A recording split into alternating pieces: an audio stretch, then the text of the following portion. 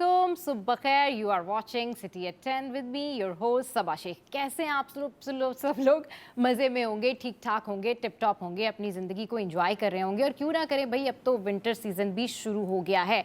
और winter season जब शुरू हो जाता है ना, तो बहुत सारे लोग इसको प्लान करते हैं, वेकेशंस पर जाते हैं, छुट्टियाँ लेते हैं और मज़े मज़े के खाबे और खाने खाने के लिए ना होटल्स का भी रुख करते हैं। क्योंकि सर्दियों की जो बात होती है ना, वो कुछ अलग ही होती है। और कराची में हम लोगों की कराची में जो सर्दियाँ होती है ना, वो बहुत कम अरसे के लिए आती हैं।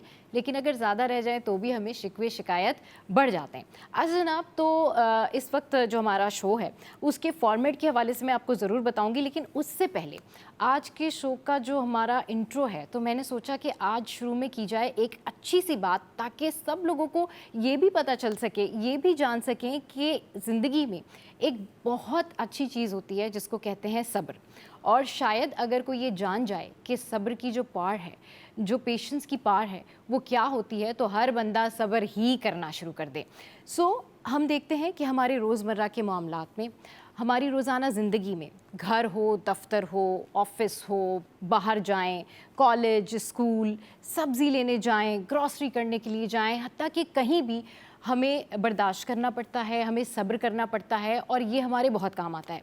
लेकिन कुछ लोगों की पर्सनैलिटी ऐसी होती है, दे बिलीव कि नहीं, अगर हमें किसी ने कुछ कह दिया है तो हम उसका फ़ौरन रिप्लाई करें। अगर हमें किसी ने कोई हर्ट किया है तो फ़ौरन हमें उसके ऊपर बात करनी चाहिए। लेकिन हमने ऐसी कई मिसालें देखी हैं कि सब्र से जो है वो बहुत बड़े बड़े मसले हल हो जाते हैं। बात करने से बहुत बड़ी बड़ी चीज़ें जो हैं वो हल हो जाती हैं। अच्छा, एक चीज़ मैं आपके साथ में शेयर करती हूँ और बहुत सारे लोग इसके ऊपर मुख्तलिफ राय देते हैं, बहुत सारे लोग इसके ऊपर बात भी करते हैं। और वो ये है कि ठीक है, सब्र करना अच्छी बात है, लेकिन अगर आप बहुत ज़्यादा कोई चीज़ बर्दाश्त कर रहे हों तो उसके ऊपर बोलना भी चाहिए, बिल्कुल बोलना चाहिए। लेकिन बोलने का भी तरीका होता है। और जहाँ तक बात है सब्र की, तो सब्र करने से आपके बहुत सारे मसाइल हल हो जाते हैं। हम रोज़ाना ज़िंदगी में देखते हैं कि आपने कोई पार्लर सेलेक्ट किया और आप वहाँ गए, और ख़वातीन में ये बहुत ज़्यादा एक चीज़ कॉमन होती है कि वो अपनी स्किन के लिए, अपनी ब्यूटी के लिए बहुत कॉन्शियस होती हैं। और उनको लगता है कि अगर उन्होंने कोई चीज़ पसंद की है तो वो एज़ इट इज़ होनी चाहिए, उनकी जो सर्विसेज हैं वो उनको मिलनी चाहिए। लेकिन हम देखते हैं कि सबसे ज़्यादा झगड़े कहाँ होते हैं? पार्लर में ही होते हैं। क्यों? क्योंकि वहाँ पर ख़वातीन भी सब्र नहीं करती और जो पार्लर में लोग मौजूद होते हैं वो भी सब्र नहीं करते। हम देखते हैं कि सबसे ज़्यादा झगड़े कहाँ होते हैं? जहाँ कहीं सेल लगी हुई होती है और वहाँ बहुत सारी ख़वातीन जो हैं वो मौजूद होती हैं, रश होता है और एक लड़ाई झगड़ा हो रहा है। पिछले दिनों मैंने एक क्लिप देखा जिसमें एक मशहूर आउटलेट के ऊपर सेल लगी हुई थी और वहाँ उस आउटलेट के बाहर बहुत सारे जो मर्द हज़रात थे वो बाहर थे और वो वीडियो बना कर उसकी जो क्लिप्स हैं वो अपलोड कर रहे थे और कह रहे थे कि जी देखिए अंदर कितनी सारी ख़वातीन मौजूद हैं और लोग शॉपिंग करने के बजाय आपस में झगड़ा कर रहे हैं। जी हाँ, ये इसको कहते हैं कि अदम बर्दाश्त। तो ज़िंदगी के हर मामले में आपको सब्र रखना चाहिए। अब वहाँ पर जब झगड़ा हो रहा था और हमने देखा कि ख़वातीन आपस में लड़ रही थी, इनफैक्ट कुछ लोग ज़मीन पर बैठे हुए थे और वो जो सेल के कपड़े थे उसको उन्होंने फैलाया हुआ था और वो उसके ऊपर भी लड़ रहे थे। उससे क्या हुआ कि वो जो आउटलेट था उसने अचानक से कहा कि जी ठीक है, इस झगड़े को ख़त्म करने के लिए, इसको रैप अप करने के लिए फ़िलहाल हम ये सेल ही क्लोज़ कर रहे हैं, थोड़ी देर के लिए यहाँ से जितने भी लोग हैं वो सब बाहर जाएँ। किसी को कुछ नहीं मिला, किसी के हाथ कुछ नहीं आया। तो सब्र करना ज़िंदगी के हर मामले में बड़ा ज़रूरी है। जब आप सुबह उठते हैं, अपने घर से निकलते हैं और आपको लगता है कि यार मेरी मर्ज़ी के मुताबिक काम नहीं हो रहा, तो सब्र कीजिए, क्योंकि सब्र का इनाम जो है ना वो बहुत बड़ा है। सब्र एक ऐसी चीज़ है कि ये वक्त आने पर लोगों को जवाब भी देता है, और अगर आपका किसी ने हक भी मार लिया है और आपने सब्र किया है तो ट्रस्ट कीजिए, अल्लाह ताला आपको उससे बेहतर चीज़ ही अता करते हैं। तो आज की अच्छी बात में ये कि हमें सब्र करना चाहिए और बर्दाश्त के साथ तमाम मामलात को जो है वो निपटाना चाहिए। और सब्र हम जब करते हैं जब हम अल्लाह पर यकीन रखते हैं, और डेफिनेटली अल्लाह ताला हमारे सारे मामलात जो है वो सुधार देता है। तो दिन का आगाज़ इस इंटेंशन के साथ कि हमें करना है सब्र और उम्मीद रखनी है कि अल्लाह ताला हमें ढेर सारी खुशियाँ दे, आमीन। अच्छा जनाब, शो के फॉर्मेट की जानिब बढ़ते हैं और शो के फॉर्मेट में आज हमारे पास बहुत सारी न्यूज़ है और वो हम डिस्कस भी करेंगे और अपने व्यूवर्स को बताएंगे कि कराची में क्या क्या मसले हैं, कराची में क्या क्या मसाइल हैं। फिर वेदर अपडेट्स भी हम आपके साथ में शेयर करेंगे। लेकिन एक खबर जिसने मुझे बहुत ज़्यादा हैरान किया। और मैं सोच रही थी कि हमारे मुल्क में जो स्टूडेंट्स हैं उनका मुस्तकबिल क्या होगा।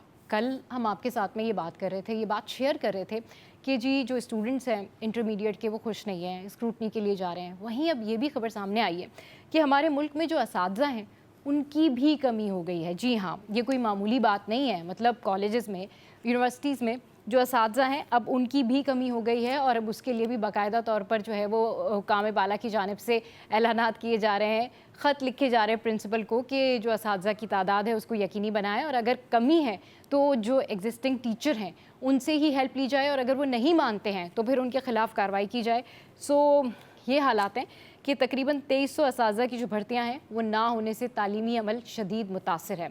और हम कहते हैं कि जो हमारी कराची है वो एक ऐसी सिटी है कि जहाँ पर टैलेंट की कोई कमी नहीं है और स्टूडेंट्स पढ़ना चाहते हैं। तो ये तो मामलात हैं। अच्छा, दूसरी एक और स्टोरी जो कि मुझे जिसकी खुशी भी हुई और ऑब्वियसली हम रोज़ाना उस प्रोसेस से गुजरते भी हैं, और वो है जी ट्रैफिक जैम। तो रोज़ाना ट्रैफिक जैम होता है और वजह कुछ पता नहीं लगती है कि क्यों ट्रैफिक जैम है। बहरहाल सीएम सिंध ने, वज़ीर आला सिंध सैयद मुराद अली शाह ने इस बात का नोटिस लिया है और इसके ऊपर उन्होंने कहा है कि जी ठीक है, अगर कहीं पर कोई तामीराती काम चल रहा है तो उसके हवाले से बाकायदा जो है वो प्लान दिया जाए और ट्रैफिक को तरतीब दिया जाए। सो दैट्स रियली ग्रेट कि अगर कोई चीज़ सिस्टम को ख़राब कर रही है तो फ़ौरन उसका नोटिस लिया जाए। बट लेट्स सी कि ट्रैफिक के मामलात में इससे कितनी बेहतरी आ जाती है।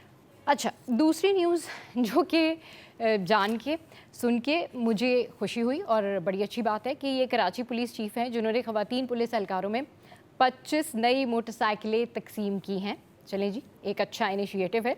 और इस मौके पर कराची पुलिस चीफ़ ने कम्युनिटी पुलिसिंग चीफ़ मुराद सोरी और निजी बैंक के बाहिमी ताउन से कराची के मुख्तलिफ यूनिट्स में तैनात जो लेडीज़ हैं पुलिस एहलकारों को 25 नई मोटरसाइकिलें उन्होंने दी हैं। And that's good initiative. इससे जो ख़वातीन पुलिस एहलकार हैं उनका कॉन्फिडेंस भी बूस्टअप होगा और इस तरह की चीज़ें करनी चाहिए क्योंकि ऑब्वियसली वो जिस जिम्मेदारी पर हैं वो एक बड़ी इंपॉर्टेंट जिम्मेदारी है। और इस तरह की चीज़ें इस तरह अप्रिशिएट करने से जो उनकी जॉब है उसमें भी जो है वो काफ़ी ज़्यादा फ़र्क महसूस होगा कि वो मज़ीद अच्छा काम करेंगी। अच्छा जनाब, अच्छी बात हुई है कि बाइक्स दी हैं।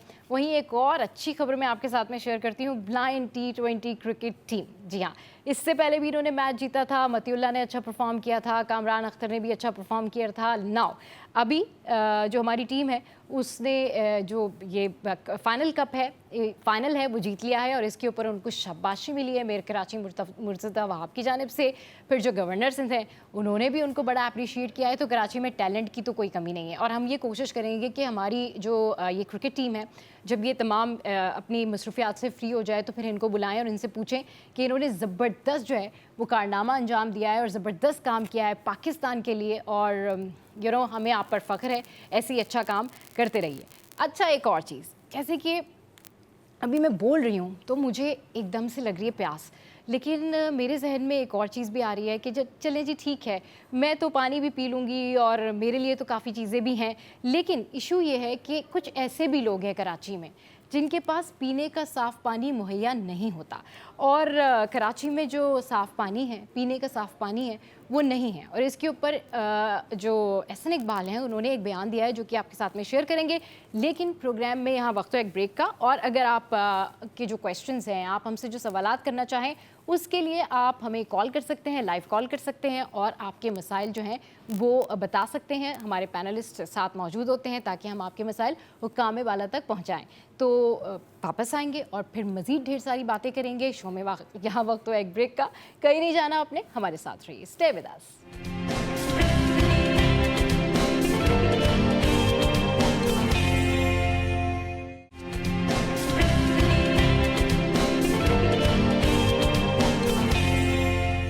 Welcome back. तो जनाब, इस वक्त स्टूडियोज में हमें ज्वाइन किया है हमारे सीनियर रिपोर्टर्स ने। अशरफ भाई हमारे साथ मौजूद हैं, अयाज भाई हमारे साथ मौजूद हैं। गुड मॉर्निंग, कैसे हैं आप लोग? वेरी गुड मॉर्निंग, ज़बरदस्त। अशरफ भाई आप कैसे हैं? माशाल्लाह से, दुआओं के साथ। अशरफ भाई आपने पानी पीना है? बहुत ज़रूरत है पानी की। तो पानी की बहुत ज़्यादा ज़रूरत है। और क्यों ज़रूरत है अब अशरफ, क्योंकि मैंने तो आपको बता दिया कि पानी के ऊपर किसने क्या कहा है, लेकिन अशरफ भाई ज़रा आप भी बताइए डिटेल से कि ये क्या कहा है उन्होंने। भाई कल वफाकी वजीर प्लान एंड डेवलपमेंट जो है एहसन इकबाल कराची में हंगामी दौरा किया। मैं हंगामी कहूँगा, 4-5 जगह पे उनके इवेंट्स थे। उन्होंने हर जगह अलग अलग चीज़ें कही ना। तो सबसे इम्पॉर्टेंट चीज़ की जो अयाज राना ने कवर किया था एक्सक्लूसिव, तो उसको देखें। कराची का सबसे बड़ा मसला है साफ़ मीठे पानी का। K4 मंसूबा है, तो मेरा तो शायद अब कान में दर्द हो रहा है K4 बोल बोल के ना, सुन के भी और बोल बोल के भी। अशरफ भाई, आपको याद होगा कि K4 के बारे में कब से बातें हो रही हैं, और इस K4 के बारे में पीपल्स पार्टी की जानिब से भी कई बातें की गई हैं। इस K4 के बारे में फेडरल गवर्नमेंट से भी कई बातें आती कि जी हमने तो ये दे दिया, इनको फंड्स दे दिए, सारा कुछ, लेकिन ये मसला हल कब होगा? देखिए ना, एहसन इकबाल वफाकी वजीर प्लानिंग डेवलपमेंट, यानी कि जो पूरे मुल्क भर में जो प्लानिंग होती है या डेवलपमेंट होती है, उसके वो हेड है। उन्होंने साफ कह दिया, और मैं तो कहूँगा सच्चे आदमी सच बात बोल के चले गए वो। उन्होंने साफ कह दिया भाई K4 जो रोना रोते हैं ये हमारी जिम्मेदारी नहीं है, वफाक की जिम्मेदारी नहीं है। क्लियर कट उन्होंने कह दिया है, ये सूबाई हुकूमत का काम है। लेकिन वफाक फिर भी उसमें उनको सपोर्ट और मदद फराम कर रही है, यानी 50% मदद फराम कर रही है जो उसकी लागत आ रही है। अब मसला ये है कि आपके यहाँ सबसे बड़ा मसला ये है सिंध में कि कोई भी मंसूबे बर वक्त मुकम्मल नहीं होते हैं, जिसकी वजह से आप टाइम फ्रेम बढ़ता जाता है। एग्जाम्पल लेते हैं, हम 2016 में डॉलर क्या था, अब 2024 में क्या है, तो रेट जो है ना डबल से भी ऊपर चला गया है। डॉलर 100 रुपये का था, अब 280 रुपये का। तो कॉस्ट देखें तो वो जो उसकी प्लानिंग थी और डेवलपमेंट थी सब रुक गई। अब उन्होंने साफ कहा है कि जो हमने कोई जिम्मेदारी नहीं ली थी कि हम जो कोटा है पानी की फराहमी का, हर सूबे को उनका कोटा उससे कम उसको नहीं मिलेगा, उन्होंने कैटेगोरिकली कहा है। और उन्होंने ये भी साफ कहा है कि K4 मंसूबा सूबाई गवर्नमेंट का यानी सिंध गवर्नमेंट की जिम्मेदारी है, लेकिन फिर भी वफाक ने कहा कि उनको मसाइल हैं तो हम 50% उसकी मदद करेंगे। अब वो अगर शॉर्ट पड़ा हम चलाएं तो अयाज भी बताएंगे। उन्होंने क्लियर कट कह दिया है, और यहाँ सब बोलते हैं वफाक का। फहद ने सुन लिया होगा। फहद, अगर आपके पास शॉट है तो बिल्कुल आप कोशिश करें कि हम उसको प्ले कर सकें। मीनवाइल मौसम का हाल जानते हैं, हमारी करस्पॉन्डेंट है अक्सा, और उनसे पूछते हैं कि मौसम जो है वो आज उसकी क्या सूरत हाल रहेगी। अक्सा, गुड मॉर्निंग, क्या हाल चाल है आपके, क्या बता रही हैं मौसम के हवाले से हमें? अल्लाह का शुक्र है, मैं ठीक हूँ। मौसम के हवाले से ये कह सकते हैं कि शहर कराची में हाय हाय करके जो है वो गर्मी का जोर टूट चुका है। शहर में सर्दी की दस्तक हो चुकी है। गुज़िश्ता 2 रोज़ से हम देख रहे हैं कि शहर कराची में सर्द हवाएं जो है वो तेज़ी से चल रही हैं। महकमा मौसमियात के मुताबिक जो है अब गर्मी का जोर जो मुकम्मल तौर पर जो है वो टूट चुका है। वरना हम ये देखते हैं कि नवंबर का महीना जो है वो साल का यूँ समझ लें कि गुज़िश्ता सालों से जो है वो सबसे गर्म तरीन महीना रहा है। वरना अमूमन तौर पर जो नवंबर का महीना इतना गर्म नहीं देखा जाता। लेकिन ये देख रहे हैं कि अब दिसंबर में जो है वो सर्द मौसम जो है वो स्टार्ट हो चुका है। स्कूल जाने वाले बच्चों ने जो वो स्वेटर पहनना शुरू कर दिए हैं। और महकमा मौसमियात के मुताबिक जो है पूरे महीने जो वो शुमाल मशरिक की जो है वो हवाएं शहर कराची में चलेंगी, जो राजस्थान से होते हुए जो शहर कराची में आती हैं, जिसकी वजह से मौसम जो है वो खासा खुशगवार देखा जा रहा है। और इस वक्त भी तेज़ हवाओं का जो है वो शहर कराची में राज बरकरार है। इस वक्त जो शहर का मौजूदा दर्जा हरारत है वो तकरीबन 23 सेंटीग्रेड तक पहुँच चुका है, और आज ज़्यादा से ज़्यादा दर्जा हरारत जो वो 31 सेंटीग्रेड तक जाने का इम्कान है। जबकि जो शहर में हवा में नमी का तनासुब है वो 45% रिकॉर्ड किया गया है। शुमाल मशरक़ी सिंध समेत जो हवाएँ हैं वो इस वक्त 14 किलोमीटर फी रफ्तार से चल रही है। जबकि जिसे हम देख रहे हैं कि मौसम बदल है तो उसमें शहर का जो एयर क्वालिटी फ़िज़ाई मेयार है वो भी खासा ख़राब हो रहा है। तो लिहाजा शहर कराची के बासी मौसम को एंजॉय करने के साथ साथ जो है वो मास्क का इस्तेमाल भी लाजमी करें। जी ठीक है अक्सा, अपडेट करने के लिए शुक्रिया। और हम देख सकते हैं कि अक्सा बड़ा एंजॉय कर रही हैं और पीछे जो है बड़ी ज़बरदस्त सर्द हवाएं चल रही हैं। लेकिन ये सर्द हवाएं जब बढ़ जाती है ना तो फिर प्रॉब्लम भी बढ़ जाती है। उन्होंने एक पॉइंट जो आपकी एयर पोल्यूशन जो आपके वो ख़तरनाक हुई है कराची में ना, कल भी नंबर 1 पे था कराची एयर पोल्यूशन में। और अभी फिर से आज जो सूरत हाल, क्योंकि हवा चलती है तो आप साइबेरियन हवा कहें या कोयटा में मौसम चेंज होता है तो हमारे यहाँ चेंज हो जाता है। तो हमने जो आप पहले हमने डिस्कस किया था, मैंने अयाज ने जो अपना तजिया लिया था कि नवंबर में आपको नहीं लग रही सर्दी, लेकिन दिसंबर के फर्स्ट वीक में आपको तेज़ होती हुई नजर आएगी, टेम्परेचर गिरते हुए जो है अब वो फील हो रहा है। सुबह बच्चों को स्कूल छोड़ने गया था, मुझे भी बाइक पे ना सर्दी लग रही थी। सही। तो भाई इस पे तो यही कह सकते हैं कि कराची वालों स्वेटर निकाल लें आप, बिल्कुल सर्दियों की आमद क्या सर्दियाँ आ चुकी हैं। अशरफ भाई, हम बात कर रहे थे पानी से रिलेटेड, अयाज भाई भी हमारे साथ मौजूद हैं। अयाज भाई, आप आज बड़े चुप लग रहे हैं, मतलब मुझे लग रहा है आप प्रेस कॉन्फ्रेंस कवर करने गए थे, मतलब क्या ऐसा आपने जो है वो एज्यूम किया और इतनी खामोशी किस बात की? कल जो एहसन इकबाल साहब थे उन्होंने जो दिन का आगाज़ किया वो स्टॉक एक्सचेंज से तकरीब से किया था। वहाँ उनकी किस्मत अच्छी थी कि हम लोग उनको मिल गए। अच्छा। तो हमारे साथ वो हमसे बात नहीं करना चाह रहे थे, वो रास्ते में चलते हुए हमसे गैर रस्मी जिसको कहते हैं वो बातचीत था, तो हमने उनको मोबाइल पे वो सवाल किए, वो हम मीडिया से बात करने से इज्तनाब था उनका। लेकिन सवाल यही था कि आप बड़े प्लानिंग के ऊपर जा रहे हैं, प्लानिंग हमारे मैंने उनसे एक सवाल किया उस सॉर्ट में यह भी है कि आप महंगाई की शरह को तो कह रहे हैं 4.9% पे ले आए, तकरीबन 5% की है, तो महंगाई असल में कब कम होगी उसको भी बताते हैं, तो वो उसको गोल कर गए। लेकिन इस बात पे उन्होंने कहा कि जब पानी की बात आई तो उस पर ये बोल पड़े कि जी हमारी जिम्मेदारी नहीं है, जबकि K4 में उनकी जिम्मेदारी बनती है। वफाक सब सूबों को 18वीं तरमीम ने ये मतलब नहीं है कि वफाक हर चीज़ से हाथ उठा ले कि आप सूबे को बेयारो मददगार छोड़ दें। ये जैसे अशरफ भाई कह रहे हैं कि ये सुनते सुनते K4 मंसूबा पानी पता नहीं वो कैंजर झील से पानी आना है, वो पत्नी क्या होगा, हम वो बड़े हो गए ये सुनते सुनते कि ये ना हो कि जब वो पाइपलाइन डले कंपाइल होगा और फिर हालात जो है वो बदल जाएंगे, तो ये हालात ये लग ऐसे रहा है हमें कि जब वो झील सूख जाएगी तो वो K4 मंसूबा कंप्लीट हो जाएगा और फिर वो ये बोलेंगे कि जी वो कैंजर झील में पानी बदकिस्मती से जो है वो सूख चुका है, अब कराची को पानी नहीं मिल सकता। मंसूबा तैयार हो गया, मंसूबा तैयार हो गया है लेकिन पानी नहीं मिल सकता। अशरफ भाई, इसका कोई ये सवाल भी पूछते पूछते बंदा कब तक पूछे कि कोई ऑल्टरनेट कोई प्लान दे दें, कुछ कोई और काम कर लें। अगर ये मंसूबा वर्कआउट नहीं कर रहा, एक फार्मूला नहीं है कि वो नहीं हो सकता उस तरह, तो कुछ और कर लें। देखिए ना, पहले तो बहुत सिंपल से, ये खुद इनको सब पता है, मुतलका इदारों को, वाटर बोर्ड हो या आपके मुतलका वजारतें हों, कराची को 2 जगह से सोर्सेस से पानी मिलता है। एक आपका हब डैम है। अब हब डैम में कब पानी आता है? जब वहाँ बलूचिस्तान में बारिश होती है। अभी हब डैम फुल हुआ हुआ है। इट्स मीन कि हमें 3 साल तक हब डैम से शॉर्टफॉल नहीं हुआ। 10 करोड़ गैलन यौमिया पानी आ रहा है कराची शहर को, जो साइड वगैरह मंगो पीर वगैरह उसको कवर करता है। बाकी जो लोअर एरिया है और उसके लिए जो पानी आता है, जो तकरीबन 50 करोड़ गैलन आ रहा है, वो आपका जैसे पिपरी घारो इधर से होता हुआ आ रहा है। 123 किलोमीटर तवील से पंपिंग करके पानी लाते हैं। तो जब इनको ये पता है तो आप उसकी जो कैनाल थी उसको बड़ा करते, आप दूसरी प्लानिंग करते। तो कराची में जो आबादी मर्दमशुमारी से, मैं ऑफिशियल की बात करूँ, मर्दमशुमारी हुई थी तो 2 करोड़ की आबादी ऑफिशियल हो गई है। 35 लाख मकानात हैं मर्दमशुमारी के हिसाब से। वैसे आप अनरजिस्टर्ड जाएँ, जो बिज़नेस कम्युनिटी या हर कोई जो माहिरीन कहते हैं कि 3 करोड़ के करीब आबादी है। तो उस 3 करोड़ की आबादी के लिए 1 अरब 10 करोड़ गैलन पानी चाहिए। 55 करोड़ गैलन पानी सप्लाई करें, 50% पानी नहीं है। तो आप सोचें कि यहाँ के लोग जो गरीब लोग हैं, मजबूर हैं। आप जाएं औरंगी, कोरंगी, लांडी, मलीर, जहाँ छोटे 80-80 गज़ के मकान हैं, वो क्या करते हैं कि टैंकर ख़रीदते हैं। आप 5-5 उनके लिए मुश्किल है भाई। उनकी 30,000 35,000 रुपये भी तनख्वाह नहीं है, वो घर का गुजारा नहीं करते हैं। पानी वो ख़रीदते हैं, पूरा मोहल्ला ना एक टैंकर ख़रीदता है, सब उसके पैसे देते हैं। और यहाँ तो माफिया का तो आप ख़त्म ही नहीं करते हैं ना। अब पानी भी आपका बेकार है। हम मुसलमान हैं और माशाल्लाह से हम क्या कहते हैं कि पानी पिलाना सवाब है। हम पानी भी बेच रहे हैं। बिल्कुल, और पानी भी बेच रहे हैं। और इस तरह से भी हैं कि पूरी पूरी कंपनीज बनी हुई हैं जो कहती हैं कि यही पानी डिफरेंट रेट पर वो बेच रही हैं, और ये एक अलमिया है, ये अलमिया से कम नहीं है। नहीं, देखें ना, आप किस इलाके में आप रहती हैं? नॉर्थ कराची में, नॉर्थ अहमदाबाद में। आप नॉर्थ अहमदाबाद में देखें, हर कमर्शियल दुकानों में जो एरिया है वहाँ पे आपको एक आरओ प्लांट नज़र आएगा। बिल्कुल। क्यों?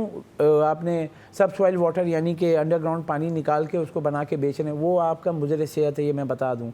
सिंध फूड अथॉरिटी ने जहाँ जहाँ एक्शन लिया, जहाँ जहाँ उसके टेस्टिंग की है, उसको गैर मेयारी का है और कहा है कि उसकी टेस्टिंग की और कहा है कि आपके गुर्दे और उन सब के लिए नुकसानदेह, उनको सील भी किया। लेकिन ये इदारे को कोई फ़र्क नहीं होता, पता है आपको। सही। यहाँ पानी नहीं दे रहे हैं, लोग मजबूर हैं पानी पीने के लिए, बच्चों को पिला रहे हैं, बीमारियाँ हो रही हैं। लेकिन सब पीएच लेवल जो है ना पानी का, वो आप जो सबसॉइल वाटर उसका पीएच लेवल होना जो है वो नापा जाता है, उसका जायज़ा लिया जाता है। वो अब आप गैर जो फ़िल्टर है आपका, वो भी अगर आप वो 3 फ़िल्टर ऐसे ही लगा दें और जो घरों में लोते हैं वो उसको वो सब सॉइल वाटर को नहीं कर सकते। उसके लिए स्पेशल ट्रीटमेंट पूरा होता है, बड़ा प्लांट होता है जिससे आप ये कर सकते हैं। सही। अच्छा अयाज भाई, अभी कल के शो में हम डिस्कस कर रहे थे कि जो स्टूडेंट्स हैं इंटर के, वो कुछ खुश नहीं हैं अपने रिज़ल्ट से। लेकिन आज जब मैंने एक और न्यूज़ देखी तो मुझे बहुत ज़्यादा हैरत हुई कि हमारे पास असातिज़ा ही नहीं है जो पढ़ा सकें स्टूडेंट्स को। और बाकायदा तौर पर प्रिंसिपल को ख़त लिखा गया है अथॉरिटीज़ की जानिब से कि भाई जो एग्जिस्टिंग असातिज़ा हैं, मतलब जो टीचर अवेलेबल हैं, उनसे ही काम चलाएं। अगर नहीं मानते तो इंज़बाती कार्रवाई की जाएगी। अब देखें, इन बच्चों को खुश होना चाहिए जो पिछला रिजल्ट था पहले इससे पिछले वाले कल वो रिजल्ट के स्क्रूटनी अंदर के लिए बात कर रहे हैं, आज ये खबर कि जी असातिज़ा की कमी। उन्होंने 50% से ज्यादा बच्चों को फेल किया था। जो पिछला रिजल्ट था, लास्ट ईयर का जो रिजल्ट था, जिसके अंदर बहुत मीडिया पे भी शोर मचा था, लोग एहतजाज भी किया गया, लेकिन इस साल के बच्चों को खुश होना चाहिए, कम से कम वो रिजल्ट का तनासुब ऐसा नहीं है, बेहतर रहा। लेकिन अब वजह ये है कि जहाँ स्टूडेंट्स, जहाँ हमें टीचर्स की कमी कोई आज की नहीं है। अब इसके ऊपर मसला ये है कि टीचर्स को, जिन्होंने आपके मेन आपको जनरेशन को जिसको आगे लेके आना है, हाँ। यूथ जिसका आपका पिलर्स जो है आपके मुल्क की, आपकी नस्ल जिसने चलानी है, अब जो पिछले टीचर्स हैं वो ऐसी भर्ती हो जाते थे। अब उसका एक तरीका कार है, उनका एग्ज़ाम है, वो IBA के तहत जो टेस्ट होता है, आपने वो टेस्ट देना है। अब उस म्यार पे वो निकलेंगे तो असामियाँ भरेंगी ना यहाँ, तो वो अलमिया भी आपको याद होगा। हम ये बात पहले भी कह चुके हैं, जब प्रेस क्लब पे ये टीचर्स एहतजाज पे आते हैं तो हम उनसे सिर्फ इंग्लिश की और स्टूडेंट्स की और इसकी स्पेलिंग पूछते हैं, वो तक नहीं वो जानते, वो तक नहीं जानते। मतलब मैं सोचती थी कि तालीम का मयार ये है कि अभी वो जो सिन टेस्टिंग सर्विस है STS में, उसमें MD कैट के री टेस्ट के लिए जो स्टूडेंट्स है वो परेशान थे कि जी इंटरनेट सुस्त रवि का शिकार है, तो पोर्टल पर अपडेट नहीं हो रहा, उनको ऑनलाइन, मतलब एक से बढ़ के एक मसला। आप किसी भी, मतलब हमारे किसी एजुकेशन सिस्टम में अगर आप नज़र डालें तो आपको 100 मसले निकलेंगे। अभी आप चले जाएं अपनी कोई मार्कशीट निकलवाने चले जाएं या कुछ भी, आपको एक और मसला वो निकाल के दे देंगे कि नहीं ये तो हमारा सिस्टम नहीं चल रहा, कल आ जाएं परसों। मतलब इट्स लाइक यू नो हमारे मुल्क में एजुकेशन सिस्टम क्या हो रहा है। माशाल्लाह कहूँगा मैं, माशाल्लाह कहेंगे आप? जी, क्योंकि बहुत अच्छी सर्विस दे रहे हैं। आप जितना भी कहेंगे ना यहाँ पे, उनको कोई फ़र्क नहीं पड़ना है। एजुकेशन, मेरा बेटा जब इंटर किया अभी माशाल्लाह NED में, उसका जब टेस्ट हुआ तो मैं वही जैसे आपने बोला मार्कशीट वहाँ से नहीं थे, हम लेने गए एक्स्ट्रा पैसे देके, यानी कि ऑफिशियल अंडरग्राउंड नहीं, ऑफिशियल लाइन में लग के दिया। मैं डायरेक्ट जा सकता था ऊपर, लेकिन मैंने कहा इसको सीखे, तो वो लाइन में लगा, मैंने ऐसे करना है, वो लाइन में लग के जो लिया है, आप सोचें वो कह रहा है ये दे दें वो दे दें, वो भाई जो आई है वो दिया, क्योंकि मिक्स मिलती है ना, फर्स्ट ईयर सेकंड ईयर की मिक्स करके जो देते हैं वो NED में जमा कर कंबाइन मार्कशीट जो होती है।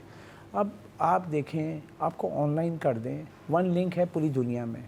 अब मैं कहीं भी पढ़ रहा हूँ ना, अयाज की पूरी फैमिली बाहर है, उनके बच्चे, उनके भाई बहन के बच्चे जो हैं वहाँ पढ़ रहे हैं, मेरी भी बहनें हैं बाहर, वो बच्चे पढ़ के आ रहे हैं, तो ऑनलाइन है सारा। आप डाटा डालें, आपका पासवर्ड आया, आप डालें, वो यूनिवर्सिटी से डायरेक्ट चेक करते हैं। मुझे जाके लाइन नहीं लगाना है, क्योंकि टाइम को वेस्ट नहीं करना है, टाइम इज़ मनी, ये उनको पता है, ये हमें भी पता है। लेकिन आप अयाज से भी पूछें कि वहाँ पे क्या सिस्टम है, क्योंकि अयाज बाहर रहे हैं ना ज़्यादातर। मैं गया हूँ, मैं 2 महीना रहा था, मैं आ गया था, मोहब्बत पाकिस्तान की। अयाज ज़्यादा रहा है, तो अयाज भी देखे पूरा एक सिस्टम है। हमारे यहाँ भी सिस्टम मौजूद है, लेकिन उस सिस्टम में जो नीचे वाला जो तबका है ना, और हर लेवल का, इवन कि मैं ऑन एयर बोल रहा हूँ कि डायरेक्टर लेवल तक पैसे खाते हैं, चाहे आपका इंटर बोर्ड हो, मैट्रिक बोर्ड हो, सब। आप जाएँ, आप जाके एक नॉर्मल काम भी कराएं, वो बोलेगा पैसे दो, आपका काम हो जाएगा। कोई आप काम बोलेंगे, आप पास होना हो, आप मेरे साथ चलिएगा, मैं आपको दिखाऊंगा इंटर बोर्ड ऑफिस। ये तो बहुत एक आसान चीज़ बता रहे हैं। देखिए 9 मैट्रिक में क्या होता है, आप और मैं जब 9 की जो एज है उसमें थोड़ा आप ग्रोइंग एज में जा रहे होते हैं, बहुत सारी चीज़ें आप जैसे किसी ने स्पेलिंग में कोई इजाफी अल्फ़ाबेट लगा दिया, और जब आपने अपना ID कार्ड बनाया और वो मैट्रिक की मार्कशीट से मैच नहीं हो रहा, तो आप अपनी क्या चीज़ सही कराने जाएंगे? लेकिन मैट्रिक के बोलते हैं मैं मार्कशीट कराएं ताकि सब सारी चीज़ें बाकी चीज़ों से मैच कर जाए। एक अल्फ़ाबेट है ना, एक अल्फ़ाबेट अगर आपने तसी कराना है, वो ज़रा आप करवा के दिखा दें किसी मैट्रिक की मार्कशीट में। आपको अदालतों के चक्कर लगाने हैं, अच्छा, आपको अदालत से उसका ऑर्डर लाना पड़ जाएगा, ये तक होता है हमारे मतलब अल्फाबेट चेंज करवाना इतना बड़ा मसला है। सिर्फ स्पेलिंग में अगर मैंने रियाज की जगह RIYAZ लिख दिया, रियाज की जगह रियाज ARIAZ है और Y लगा दिया, भाई ये इसलिए मैंने एक्सपीरियंस किया, सिर्फ Y हटाने गया था भाई के लिए, वो आज तक नहीं हो सका। बाहर जाना था, ये कसूर आपका है, उनका नहीं है। वो भाई की एक थोड़ी सी होशियारी थी, जरा स्पेलिंग बड़ी कर दी, 5 अल्फाबेट RIYAZ कर दिया। देखिए सारा कसूर जो है ना वो हम लोगों का, उन लोगों का कोई कसूर नहीं है। ये अलमिया है। देखें, ये आज के दौर में ये हजम नहीं होती बात ना। अब मैं आपको ये बात बोलूं कि मुझे वाई हटाने के लिए अदालत से रुजू, यानी मैं सिटी कोर्ट जाऊं, वकील आएगा, इंटर बोर्ड का वकील आएगा, वो उसको ऑर्डर पास होगा, वो पे मैं ऑर्डर लेके चेयरमैन के पास जाऊंगा, वो फॉर्म भरा जाएगा, वो रखेंगे, चेयरमैन का जब दिल चाहेगा वो फाइल पे साइन करेंगे, फिर मैं मार्कशीट डिपार्टमेंट में जाऊंगा, वो मार्कशीट के ऊपर से वो वाई इरेज होके रिकॉर्ड के अंदर होगा, यानी कि उस वक्त सेमेस्टर निकल जाएगा बाहर का। तो कंक्लूजन ये है कि अगर आपने वाई लगा दिया तो फिर आपने वाई नहीं हटाना, वरना जो प्रोसेस आपको अयाज भाई ने बताया है उस प्रोसेस पे आपने रहना है। तो जनाब, शो में डिस्कशन का सिलसिला जारी है, यहाँ वक्त हुआ एक ब्रेक का, लेकिन ब्रेक से पहले जो है वो कुछ करेंसी रेट्स जान लेते हैं। और करेंसी रेट्स क्या हैं, so here we go on screen. अच्छा जनाब, अयाज भाई ज़रा बताइए करेंसी रेट्स, माल का हाल। इस वक्त आज जो सेलिंग हो रही है, अगर आप खरीदने जा रहे हैं, ऑस्ट्रेलियन डॉलर 182 है, कैनेडियन डॉलर 200 रुपये का है, यूरो 291 का है, साथ ही यूके पाउंड 351 पे आ चुका है, सऊदी रियाल 74 यानी 74 पर ही है इस वक्त, यूएस डॉलर की बात 78.90 पे इस वक्त 78.90। तो ये था जनाब माल का हाल। करेंसी रेट्स वापस आएंगे और ढेर सारी गुफ्तगू करेंगे आपके साथ, कहीं नहीं जाना, stay with us, keep watching city at 10।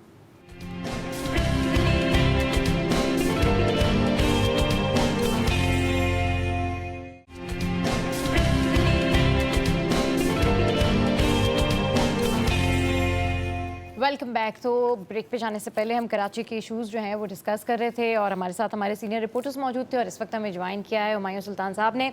NA 243 Kimadi से कैंडिडेट भी रहे, MKM के मरकज़ी रहनुमा हैं। अस्सलाम वालेकुम sir, welcome to the show. कैसे हैं आप? जी अल्हम्दुलिल्लाह, जज़ाकल्लाह खैर।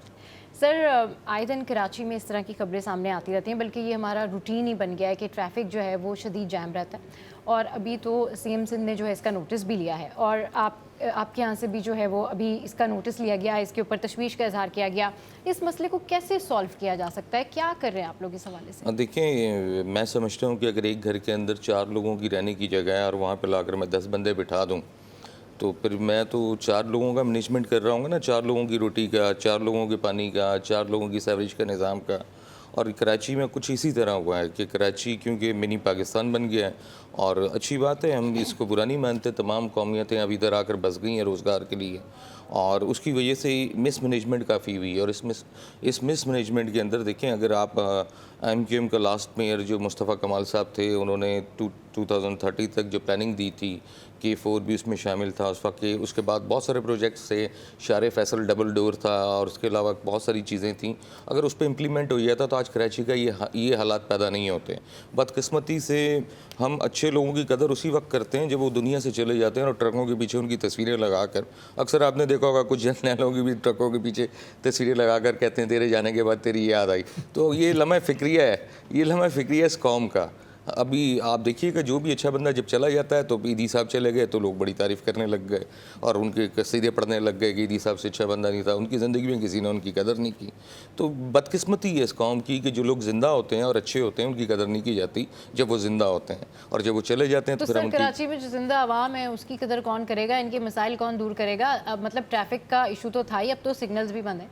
मतलब लोग अपनी मदद आपके तहत किस तरह से डिसाइड करेंगे? एक्सीडेंट के वाक़यात बढ़ेंगे, मतलब इस शहर के लिए अभी आपने खुद कहा कि मिनी पाकिस्तान बन गया है, तो इसके लिए मिनी पाकिस्तान के लिए मेगा प्रोजेक्ट्स क्या हैं, मेगा थॉट्स क्या हैं?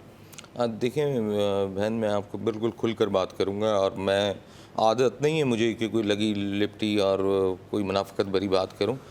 इस वक्त कराची के लिए जो इश्यूज़ आपके सामने डेवलप हो रहे हैं बड़ी तेज़ी से, कराची वेंटिलेटर पे चला गया हर लिहाज से।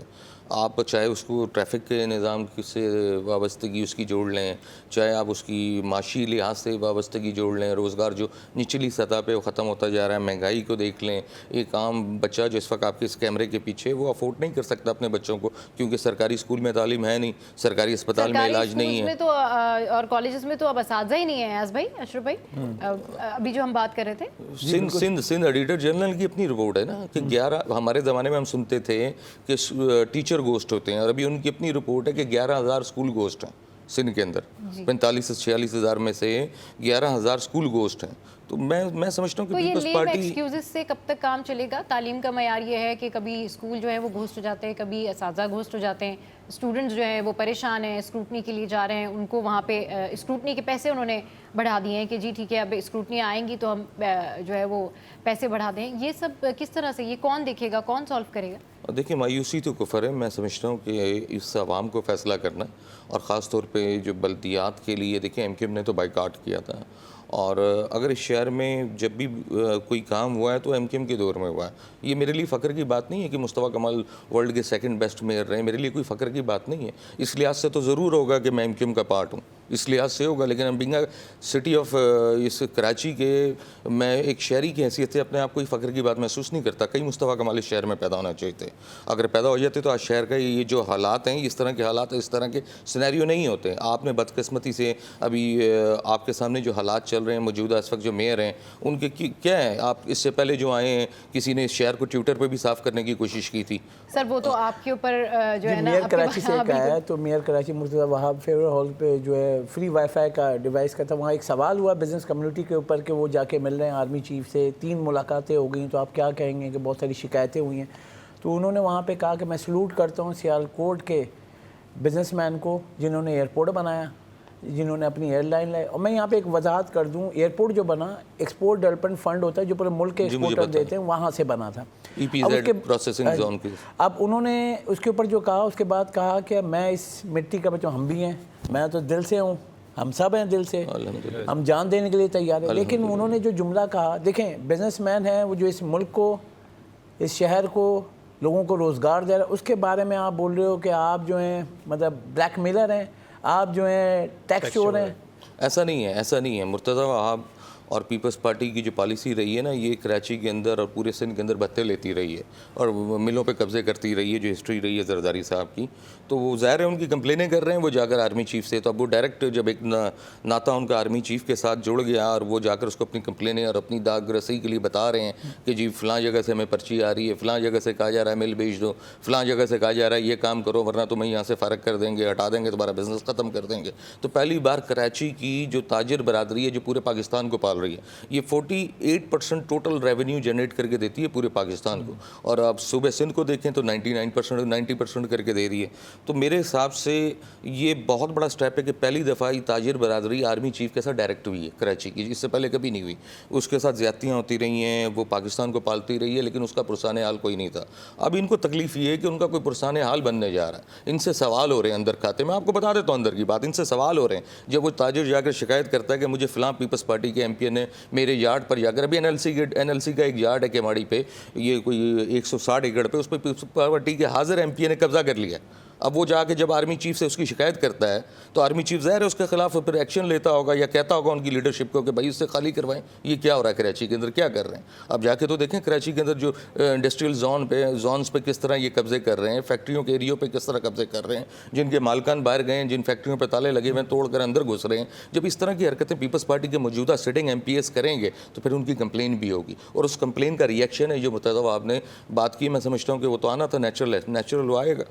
अच्छा ठीक है, अभी हमारे रिपोर्टर हैं उसामा, उन्होंने ट्रैफिक जैम के हवाले से एक पैकेज बनाया है, वो देखते हैं, फिर वापस आकर उस पर डिस्कस करते हैं।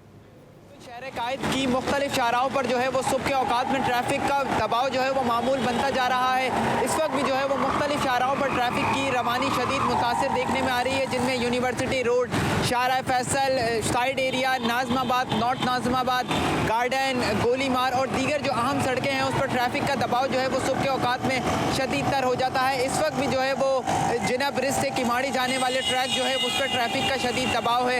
इसके अलावा शाहराह हुमायूं जो है वो नॉर्थ नाज़माबाद में उस पर तरक्याती काम हो रहा है, तो वहाँ पर भी ट्रैफिक की रवानी शदीद मुतासिर है। शाहराह फैसल से सदर जाने वाला जो रोड है उस पर लोगों को शदीद मुश्किलात का सामना करना पड़ रहा है। इस वक्त मैं आपको शाहराह फैसल के मकाम से रिपोर्ट कर रहा हूँ, जहाँ पर इस वक्त भी ट्रैफिक का दबाव है। कभी ट्रैफिक आहिस्ता आहिस्ता चलता है, लेकिन फिर अचानक जो है वो दबाव आता है और ट्रैफिक सुस्तरबी का शिकार हो जाता है। इसकी अहम वजूहात में से जो है वो सुबह के औकात में हैवी ट्रैफिक का रोडों पर होना और जो सिग्नल जो है उनकी ना की सूरत हाल है। सिग्नल जो है मुतादिद सिग्नल शहर कायद के जो हैं वो बंद हो चुके हैं, जिसके बायस जो है ट्रैफिक का दबाव आता है और शहरियों को जो है वो शदीद मुश्किलात का सामना करना पड़ता है। तो शहरियों को शदीद मुश्किलात का सामना करना पड़ता है। और सर आपने भी देखा ही होगा कि जिस तरह से हमारे करस्पॉन्डेंट बता रहे थे कि सुबह के औकात में जो है हैवी ट्रैफिक है और वहाँ पर स्कूल के बच्चे, पेरेंट्स अपने बच्चों को ड्रॉप करने के लिए जा रहे हैं, स्कूल वैन्स हैं और यही सूरत हाल है। तो कम से कम ये हैवी ट्रैफिक का इशू तो सॉल्व किया जा सकता है एटलीस्ट सुबह के औकात में, जब आपको पता है कि ये स्कूल कॉलेज का टाइम। देखें, ये मैं नहीं समझता कि पीपल्स पार्टी से कोई बेहतर तवक्को रख सकते हैं। और देखिए, मेरी बात बुरी लगे किसी को, अच्छी लगे, लेकिन हकीकत पर मुबनी होनी चाहिए। और एमक्यूएम देखें, इसलिए अगर आज पार्ट नहीं है पीपल्स पार्टी का, हम फेडरल गवर्नमेंट के पार्ट हैं और हमारे तहफ़्फ़ुज़ात हैं, हम जहाँ जहाँ ये बात पहुँचा सकते हैं पहुँचा रहे हैं। हम 141A के लिए भी बड़ा हमने, आपको पता है कि जद्दोजहद की है, और फिर आइन में तरमीम के लिए भी हमने एक बिल के लिए क्या कम्युनिकेशन देखिए, होता है आप जब तक देखें, मैं दुनिया के 100 से ज़्यादा मुल्कों में गया हूँ, 100 से प्लस कंट्रीज़ का मैंने विज़िट किया है। आप मिसालें देते हैं ना, बाहर की यूरोप की मिसाल देते हैं, एग्जांपल देते हैं, आप अमेरिका की एग्जांपल देते हैं, तो उन्होंने 200 साल पहले अपने यहाँ वो जो इख्तियारात हैं वो एक मिनिस्टर से निकाल कर निचली सतह पे एक यूनियन काउंसिल लेवल पे ले गए हैं। वो फंड्स को भी ले गए हैं, वो इख्तियारात को भी ले गए हैं, वो इदारों को भी ले गए हैं। आप जब तक पाकिस्तान के अंदर आप शहरी खुद मुख्तियारी नहीं करेंगे, मेरे हिसाब से शहरों को खुद मुख्तियार नहीं बनाएंगे, तो पाकिस्तान में जो इंफ्रास्ट्रक्चर है वो डेवलप ही नहीं हो सकता उस तरह जिस तरह उसकी नीड है। और पाकिस्तान में वो उसी सूरत में होगा। अब आप मुझे बताएं, एक बैठा है वज़ीर आला यहाँ पे सिंध का, और उसने एजुकेशन का डिपार्टमेंट पिछली दफ़ा अपने हाथ में रखा हुआ था, और आपके सामने वो 46,000 स्कूलों का विजिट कर सकता है सिंध में जाकर? नहीं कर सकता। अगर आप एक यूनियन काउंसिल के अंडर दे देंगे, 4 स्कूल आते हैं, 5 स्कूल आते हैं, तो अपने इलाके के 4-5 स्कूल बेहतर तरीके से चला सकता है। उसके इलाके में एक थाना आता है, उस थाने को बेहतर तरीके से चला सकता है, जो पूरी दुनिया में कानून है। अगर आप दुनिया की एग्जाम्पल्स कोट कर रहे हैं तो फिर पाकिस्तान को भी उस तरफ लेके जाएं जो दुनिया ने 200 साल पहले इंप्लीमेंट कर लिए अपने मुल्कों में कानून। तो पाकिस्तान को अब उस तरफ ले जाने के लिए तैयार नहीं है, क्योंकि MPMNA का काम होता है कानून साजी करना। MPMNA का काम नहीं होता कि 21 अरब रुपया जो चाहता है बजट ले ले, पैसे ले ले। ब्लेम गेम की सूरत हाल होती है, तो डिस्कशन ब्लेम गेम नहीं कर रहा इस वक्त, तो पैसे कमा रहे हैं ना। MPMNA जो ये इंडस्ट्री बन गई है बहुत बड़ी है, इस इंडस्ट्री को खत्म करना होगा जो MPM बात कर रही है। ठीक है, ओके, डिस्कशन का सिलसिला जारी है, लेकिन यहाँ वक्त हुआ एक ब्रेक का। वापस आएंगे तो बात करेंगे कि कराची में अब पीने का साफ पानी भी मुहैया नहीं है। Stay with us, keep watching city.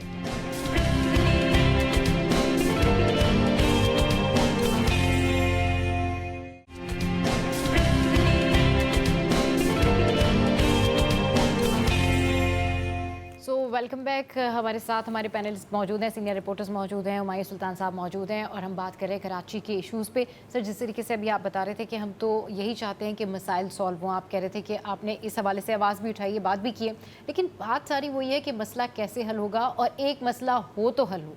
अभी कराची में साफ़ पीने का पानी मुहैया नहीं है, जिसके ऊपर एहसन इकबाल ने बयान दिया कि भाई हमने तो फंड्स देने थे, दे दिए, दैट्स नॉट आवर इशू। इसके ऊपर आप क्या कमेंट करेंगे?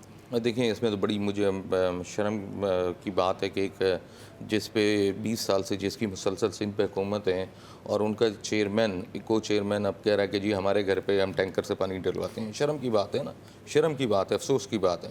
अगर आप विल होती और काम करने की नीयत होती तो आपको ये जुमले अदा करने नहीं पड़ते। तो मैं समझता हूँ कि ये लोगों में क्वालिटीज़ ही नहीं है कि ये काम करेंगे कभी ज़िंदगी में भी। आप चाहे अगर 50 साल इनको हुकूमत और देना चाहें और देख लें, कभी भी काम नहीं होगा। मैं कराची की तो बात ही नहीं करता ना, सक्कर चले जाएँ, ठट्टा चले जाएँ, आप मोंजो दौड़ो चले जाएँ, सब तबाह और बर्बाद कर दिया ना पूरा सिंध, जहाँ से ये मुसलसल जीतते हुए आ रहे हैं। वहाँ पर जाकर देख लें सरकारी अस्पतालों का पानी का निज़ाम। वो मेरी माएँ बहनें वो 10-10 किलोमीटर दूर से, जहाँ जानवर जिस घड़े से जाके पानी पी रहा, बारिश का पानी ठहरा हुआ है, उसी से मेरी माँ बहन सर पे मटकर 10 किलोमीटर से दूर से पानी लेके आ रही है ना इंटीरियर सिंध के अंदर। वहाँ भी पानी नहीं है, कोई निज़ाम नहीं है। जो मैं सब यहाँ पे बताऊँ कि कल फेडरेशन में बड़ा इवेंट हुआ है, तमाम सिंध के चैम्बर के सदूर वहाँ पे आए हुए थे, मैंने वो कवर किया। सबकी यही शिकायत थी, सिंध के तमाम ज़िला के जहाँ इंडस्ट्री छोटी बड़ी सनतें हैं, हैदराबाद में आपको पता है कि चूड़ियों की बड़ी संख्या ख़त्म हो गई, ख़त्म, फिनिश हो गई। फिर वो कह रहे हैं कि हम मेरा माल लेके सक्खर से अगर मैं कराची आता हूँ तो मतलब कराची तक तो मोटरवे, मतलब हैदराबाद से तो ये सक्खर से हैदराबाद आता हूँ तो मेरी गाड़ी में टूट फूट का जो माल है टूट जाता है, जैसे चूड़ियाँ हैं या दीगर चीज़ें। अब उन्होंने मुतालबा, सबसे पहला मुतालबा सबका ये था, सिर्फ एक का नहीं, तमाम चैम्बर्स का था कि हमारी माल की तरसील के लिए जो सक्खर से हैदराबाद तक मोटरवे अल्लाह के वास्ते बना दें। फिर उसके बाद बोला कि आप इंडस्ट्री जोन में आएँ तो आपको लगेगा मुंजो दड़ों में घूम रहे कि सड़कें नहीं हैं। कह रहे माल जब गाड़ी पे लोड होकर निकलता है और हमें एक्सपोर्ट करने के लिए भेजें, वहाँ से भी सनतकार हैं बहुत सारे, वो भेजते हैं, सक्खर से है, दीगर शहरों से है।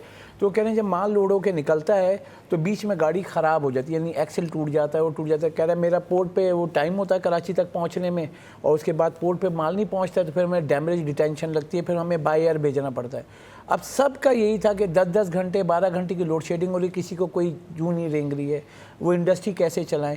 तो इस पर क्या कहेंगे, हम तो कराची क्या पूरे सिंध की तरफ से ये आवाज़ आई है। देखें, अगर वो रोडें बना देंगे तो कच्चे के डाकू उनके पार्टनर हैं, तो कच्चे के डाकू फिर किस तरह लोगों को उठाएंगे गाड़ी खराब होने पर अगवा करेंगे। आप लोगों से एक गिला ये है, देखें माजरत के साथ आपको कट कर रहा हूँ मैं बीच में, जी जी 14 MNA हैं आप लोग, आपकी जमात के 14 MNA हैं इस शहर से। जी, इस शहर के लिए इस वक्त जितनी तवाना आवाज़ आप लोगों की होनी चाहिए थी, वो जो MQM का एक रहा है कि हम पिछले जो हम लोग प्रेस कॉन्फ्रेंस हम में से हम लोगों ने भी अटेंड की, दूसरे चैनल्स में होते थे, हम जाते थे वहाँ, वो आवाज़ आप लोगों की अब नज़र नहीं आती। आप लोग अगली दफ़ा क्या गारंटी है कि इस शहर के लिए आप जब आवाज़ उठा रहे हैं कि आप लोग इससे बाइकआउट नहीं करेंगे? बाइकआउट करने से आपकी जमात को तो फ़ायदा हुआ होगा, लेकिन कराची की आवाम तो रुल गए, जिनके हवाले आप लोगों की वजह से हो गए। आप लोगों ने बाइकआउट किया तो यकीनन जहां आपके 14 MNA हैं तो कम से कम आपके 28 चेयरमैन तो जमा हो जाते हैं ना, उसके अंदर एक MNA की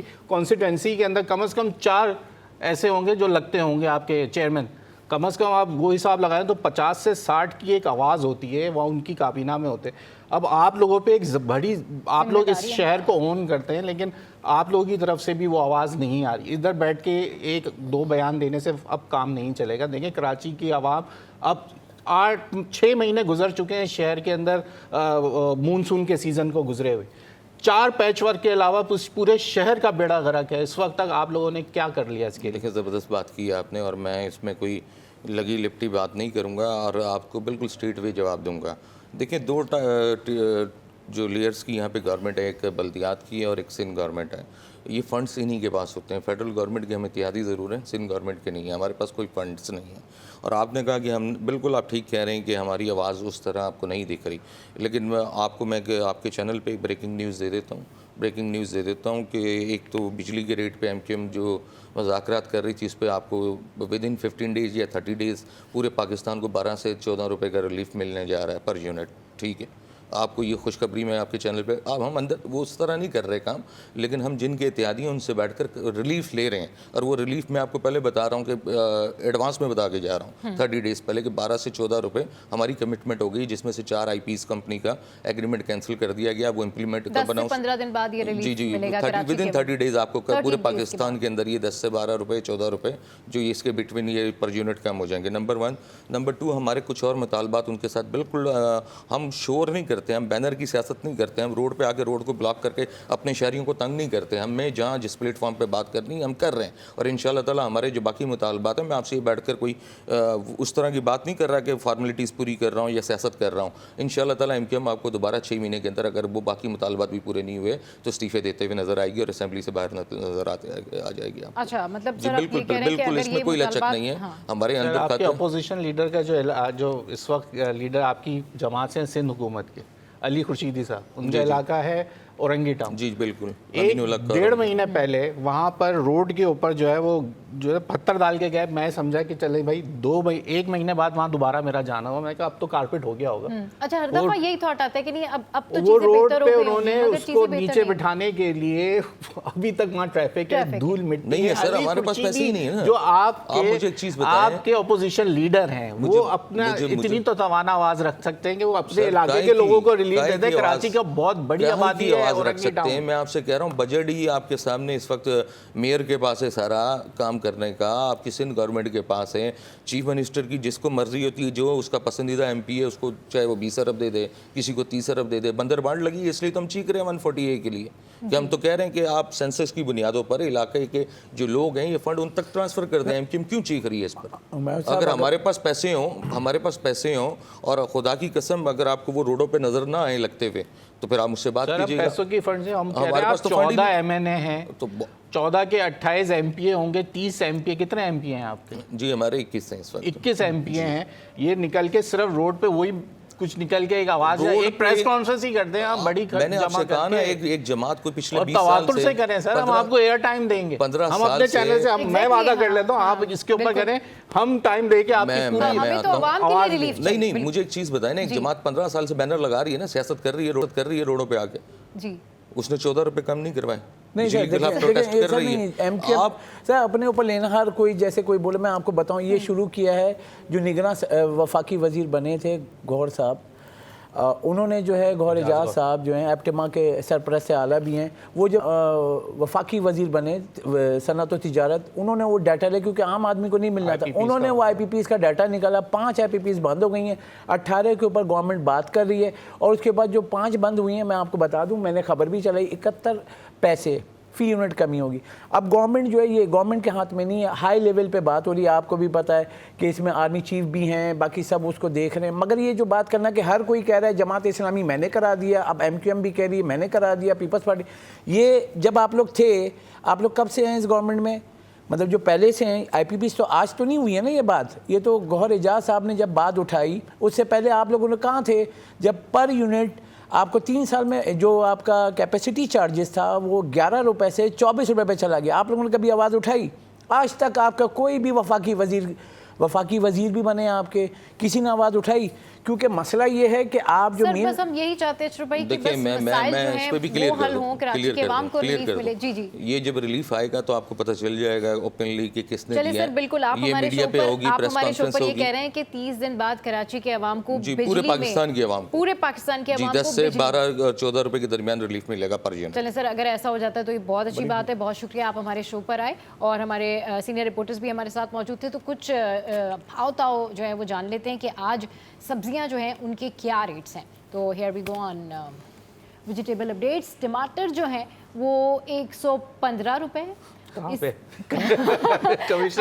आलू जो है वो 69 है, 240 रुपए से कम टमाटर नहीं है। और लहसुन जो है वो अयाज भाई 633, और अदरक 380, गाजर 58 रुपीस, 150 रुपए से कम कहीं भी अगर मिल जाए तो, या तुरई जो है 120 रुपए, लौकी 69, और ये फूल गोभी जो है वो 52 रुपए, खीरा 35 ये वाला पाकिस्तान चाहिए हमें, जो ये लिस्ट वाला पाकिस्तान है, कमिश्नर लिस्ट वाला पाकिस्तान चाहिए। अल्लाह के बिल्डर है वो 10,000 रुपए बंदे हुए होते हैं यार। तो जनाब ये है सब्जियों के भाव ताव, और जो रेट्स कमिश्नर कराची के जो रेट्स है, सरकारी रेट्स हैं, अगर इन्हीं रेट्स के ऊपर सब्जी फरोश जो हैं वो ये दे दें तो क्या बात है, हर घर का बजट जो है वो बड़ा मैनेज हो जाएगा।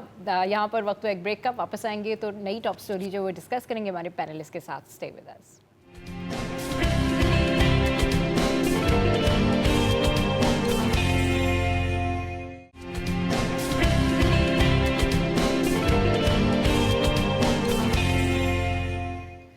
Welcome back. तो जनाब एक और अहम टॉपिक जो हम डिस्कस करेंगे, अल्फाजों का चुनाव। जी हाँ, अल्फाज जो होते हैं ज़िंदगी में बहुत अहमियत के हामिल होते हैं। सारी ज़िंदगी जो है वो आपके अल्फाजों के इर्द गिर्द ही घूमती है। अगर आपने कुछ जुमले ऐसे अदा किए हैं जो किसी को बहुत नागवार गुजरे हैं, लेकिन उसका मकसद वो नहीं था, लेकिन आपको अल्फाज की अदायगी या सही वक्त पर सही अल्फाज चुनने नहीं आते, तो उससे जो है बहुत सारे मामला बिगड़ भी जाते हैं, और सही अल्फाज यूज़ करने से बहुत सारी चीज़ें ठीक भी हो जाती हैं। तो इस पर बात करने के लिए इस वक्त हमारे पैनलिस्ट हमारे साथ मौजूद हैं। रबिया मुजफ्फर हमारे साथ मौजूद हैं, साइकोलॉजिस्ट हैं, और आसिम इस्माइल साहब हैं, एजुकेशनिस्ट हैं। Welcome to the show. कैसे हैं आप लोग? अल्हम्दुलिल्लाह। चलिए जी, आपसे स्टार्ट करते हैं। रबिया, ये बताइए कि अल्फाजों का चुनाव ज़िंदगी में कितना असरअंदाज होता है और कितना मुतासिर करता है सामने वाले को। बहुत सारे ऐसे लोग होते हैं जो कि उनकी इंटेंशन वो नहीं होती है, लेकिन उनके अल्फाज जो हैं वो ठीक नहीं होते, तो दूसरा उनको ना समझ पाता है और ना ही सही जवाब दे पाता है। देखिए, अल्फाज आपके जो है ना वो शख्सियत बनाते भी हैं और आपकी शख्सियत बिगाड़ते भी हैं। और जहाँ पर आपने ये कहा कि वो अल्फाज का चुनाव नहीं कर पाते, बहुत बार ऐसे होता है कि इंसान के अल्फाज उसकी परसेप्शन डेवलप कर रहे होते हैं, इर्द गिर्द के माहौल में किस तरीके से आपको एडजस्ट होना होता है उसके बारे में आपको बता रहे होते हैं, और उसका आपकी शख्सियत के साथ साथ इर्द गिर्द होने वाली तब्दीलियाँ, होने वाली चीज़ें, आपका इंटरेक्शन, ये सारी चीज़ें आपके अल्फाज, आपकी कम्युनिकेशन पर ही बेस कर रहा होता है। बहुत बार ऐसे होता है कि इंसान की, जैसे आपने ख़ुद कहा कि इंटेंशन वो नहीं होती, लेकिन क्योंकि अल्फाज का चुनाव वैसा नहीं होता, अल्फाज के चुनाव के साथ साथ एक जो एटीट्यूड वो रखते हैं कि जिस तरीके से उसकी अदायगी की जा रही होती है, उसका एक मुस्बत और एक मनफी दोनों असरात जो है ना वो इंसान के नज़र आ रहे होते हैं। इंटरेक्शन में इंपॉर्टेंट सबसे पहले ये होता है कि आप ये बात समझें कि आप जो लफ्ज़ अदा कर रहे हैं क्या वो अगले बंदे को समझ भी आ रहे हैं। एक होता है लफ्ज़ और एक होता है लफ्ज़ समझने की सलाहियत। बहुत बार ऐसे होता है कि हमने लफ्ज़ सुना और हमने लफ्ज़ बोल दिया। जैसे हमने इंग्लिश के बहुत सारे लफ्ज़ सीख लेते हैं, हमें समझ नहीं आता हम कहाँ जोड़ें, मगर हम जोड़ देते हैं और अगला बंदा वो बात नहीं समझ पाता। तो वो जो एक बेहतरी होती है समझाने के अंदर, वो यहाँ पर एट टाइम खलल उसके अंदर आ जाता है। ठीक जी, आसिम इस्माइल साहब आप क्या कहेंगे, आपकी क्या राय है? असल में 3 चीज़ों से फिर मुकम्मल बात होती है। एक तो इन इटसेल्फ लफ्ज़ क्या है, राइट, जैसे हमें पता है। दूसरी बात जो मैम ने कही कि वो लफ्ज़ कहाँ कैसे जा रहा है, इस पर भी बड़ा डिपेंडेंट है। तीसरी एक और चीज़ है जो हमसे इग्नोर हो जाती है, वो उसकी स्पीड क्या है। अच्छा, स्पीड। क्योंकि देखें जैसे आप बात कर रहे हैं, मैं बात कर रही हूँ, बात करें, अब हम तीनों की बात करने की स्पीड सेम तो नहीं है ना। ऑब्वियसली। तो नबी वसल्लम के बारे में एक हदीस आती है, आयशा कहती हैं कि आप सल्लल्लाहु अलैहि वसल्लम जब बात करते थे, यानी जब अल्फाज अदा करते थे, तो इस स्पीड से करते थे कि हम अपनी उंगलियों पे उसको काउंट कर सकते हैं। अच्छा, हम अपनी उंगलियों पे काउंट कर सकते हैं। तो अब ये बड़ा डिपेंडेंट होता है। ये वो टेक्निक्स हैं जो अभी तक जिस पे बात नहीं होती है। अगर आप अप्रॉक्सीमेटली अ मिनट में अगर आप तकरीबन एनीवेयर अराउंड 25 to 35 वर्ड्स कहेंगे ना, तो सामने वाला उसको अपनी उंगलियों पे काउंट कर सकता है। If you go beyond that, become uncountable. ठीक। अच्छा, ये बताइएगा कि एक जो आपने स्पीड का जिक्र किया, इसके अलावा बहुत सारे लोगों की इंटेंशन वो नहीं होती कि आपने सुना होगा कि अगर किसी ने कहा ओके जाओ, अब अगर उसकी इंटेंशन नहीं है और वो ये कहना चाह रहा है कि ठीक है अभी जाओ, अभी मतलब अगली बात उसकी है कि भाई आ जाना वापस और ठीक है, मगर उसने कहा जाओ और बड़ा एरोगेंट वे में कहा, तो ये कितना काउंट करता है अल्फाज प्लस आपका एटीट्यूड? आप देना चाहिए। अच्छा देखिए, अल्फाज और एटीट्यूड दोनों का मिक्सचर, हाँ, आपकी बात का वज़न होता है, पावर होती है पूरी। आपने जैसे भी एग्जांपल दी, अच्छा जाओ, हाँ, लेकिन इंटेंशन अंदर से ये आ रही है कि जाना नहीं, वापस आ जाना। वापस आ जाना, हाँ। लेकिन बहुत बार ऐसे होता है कि इंसान का जो ऊपरी सरफेस पे चीज़ नज़र आ रही है ना, क्योंकि लफ्ज़ अदा किए जा रहे हैं, सिर्फ इंसान उसी को अंडरस्टैंड करता है। मैं अगर आपको ये कहूँ आप बहुत अच्छी लग रही हैं और मैं दिल में कह रही हूँ यार इसका ड्रेस बड़ा प्यारा है, मगर मैंने सिर्फ शुरू का लफ्ज़ बोला तो आपने सिर्फ उसी बात को समझा। ठीक। दूसरा, जहाँ पर एटीट्यूड की बात आ जाती है, लफ्ज़ तो इंसान अदा कर देता है, लेकिन वो जो एटीट्यूड है ना उसका असर रह जाता है। राइट। आपने किस लहजे में बोला। हाँ। अब जैसे सर ने स्पीड की बात की, स्पीड के साथ साथ एक और चीज़ आ जाती है कि आपने उसको तंज़ी अल्फाज में बोला या आपने उसको बेहतर अल्फाज में बोला, क्योंकि दिमाग पर जो बेहतर अल्फाज के लफ्ज़ हैं ना उनका असर बहुत देर तक रहता है।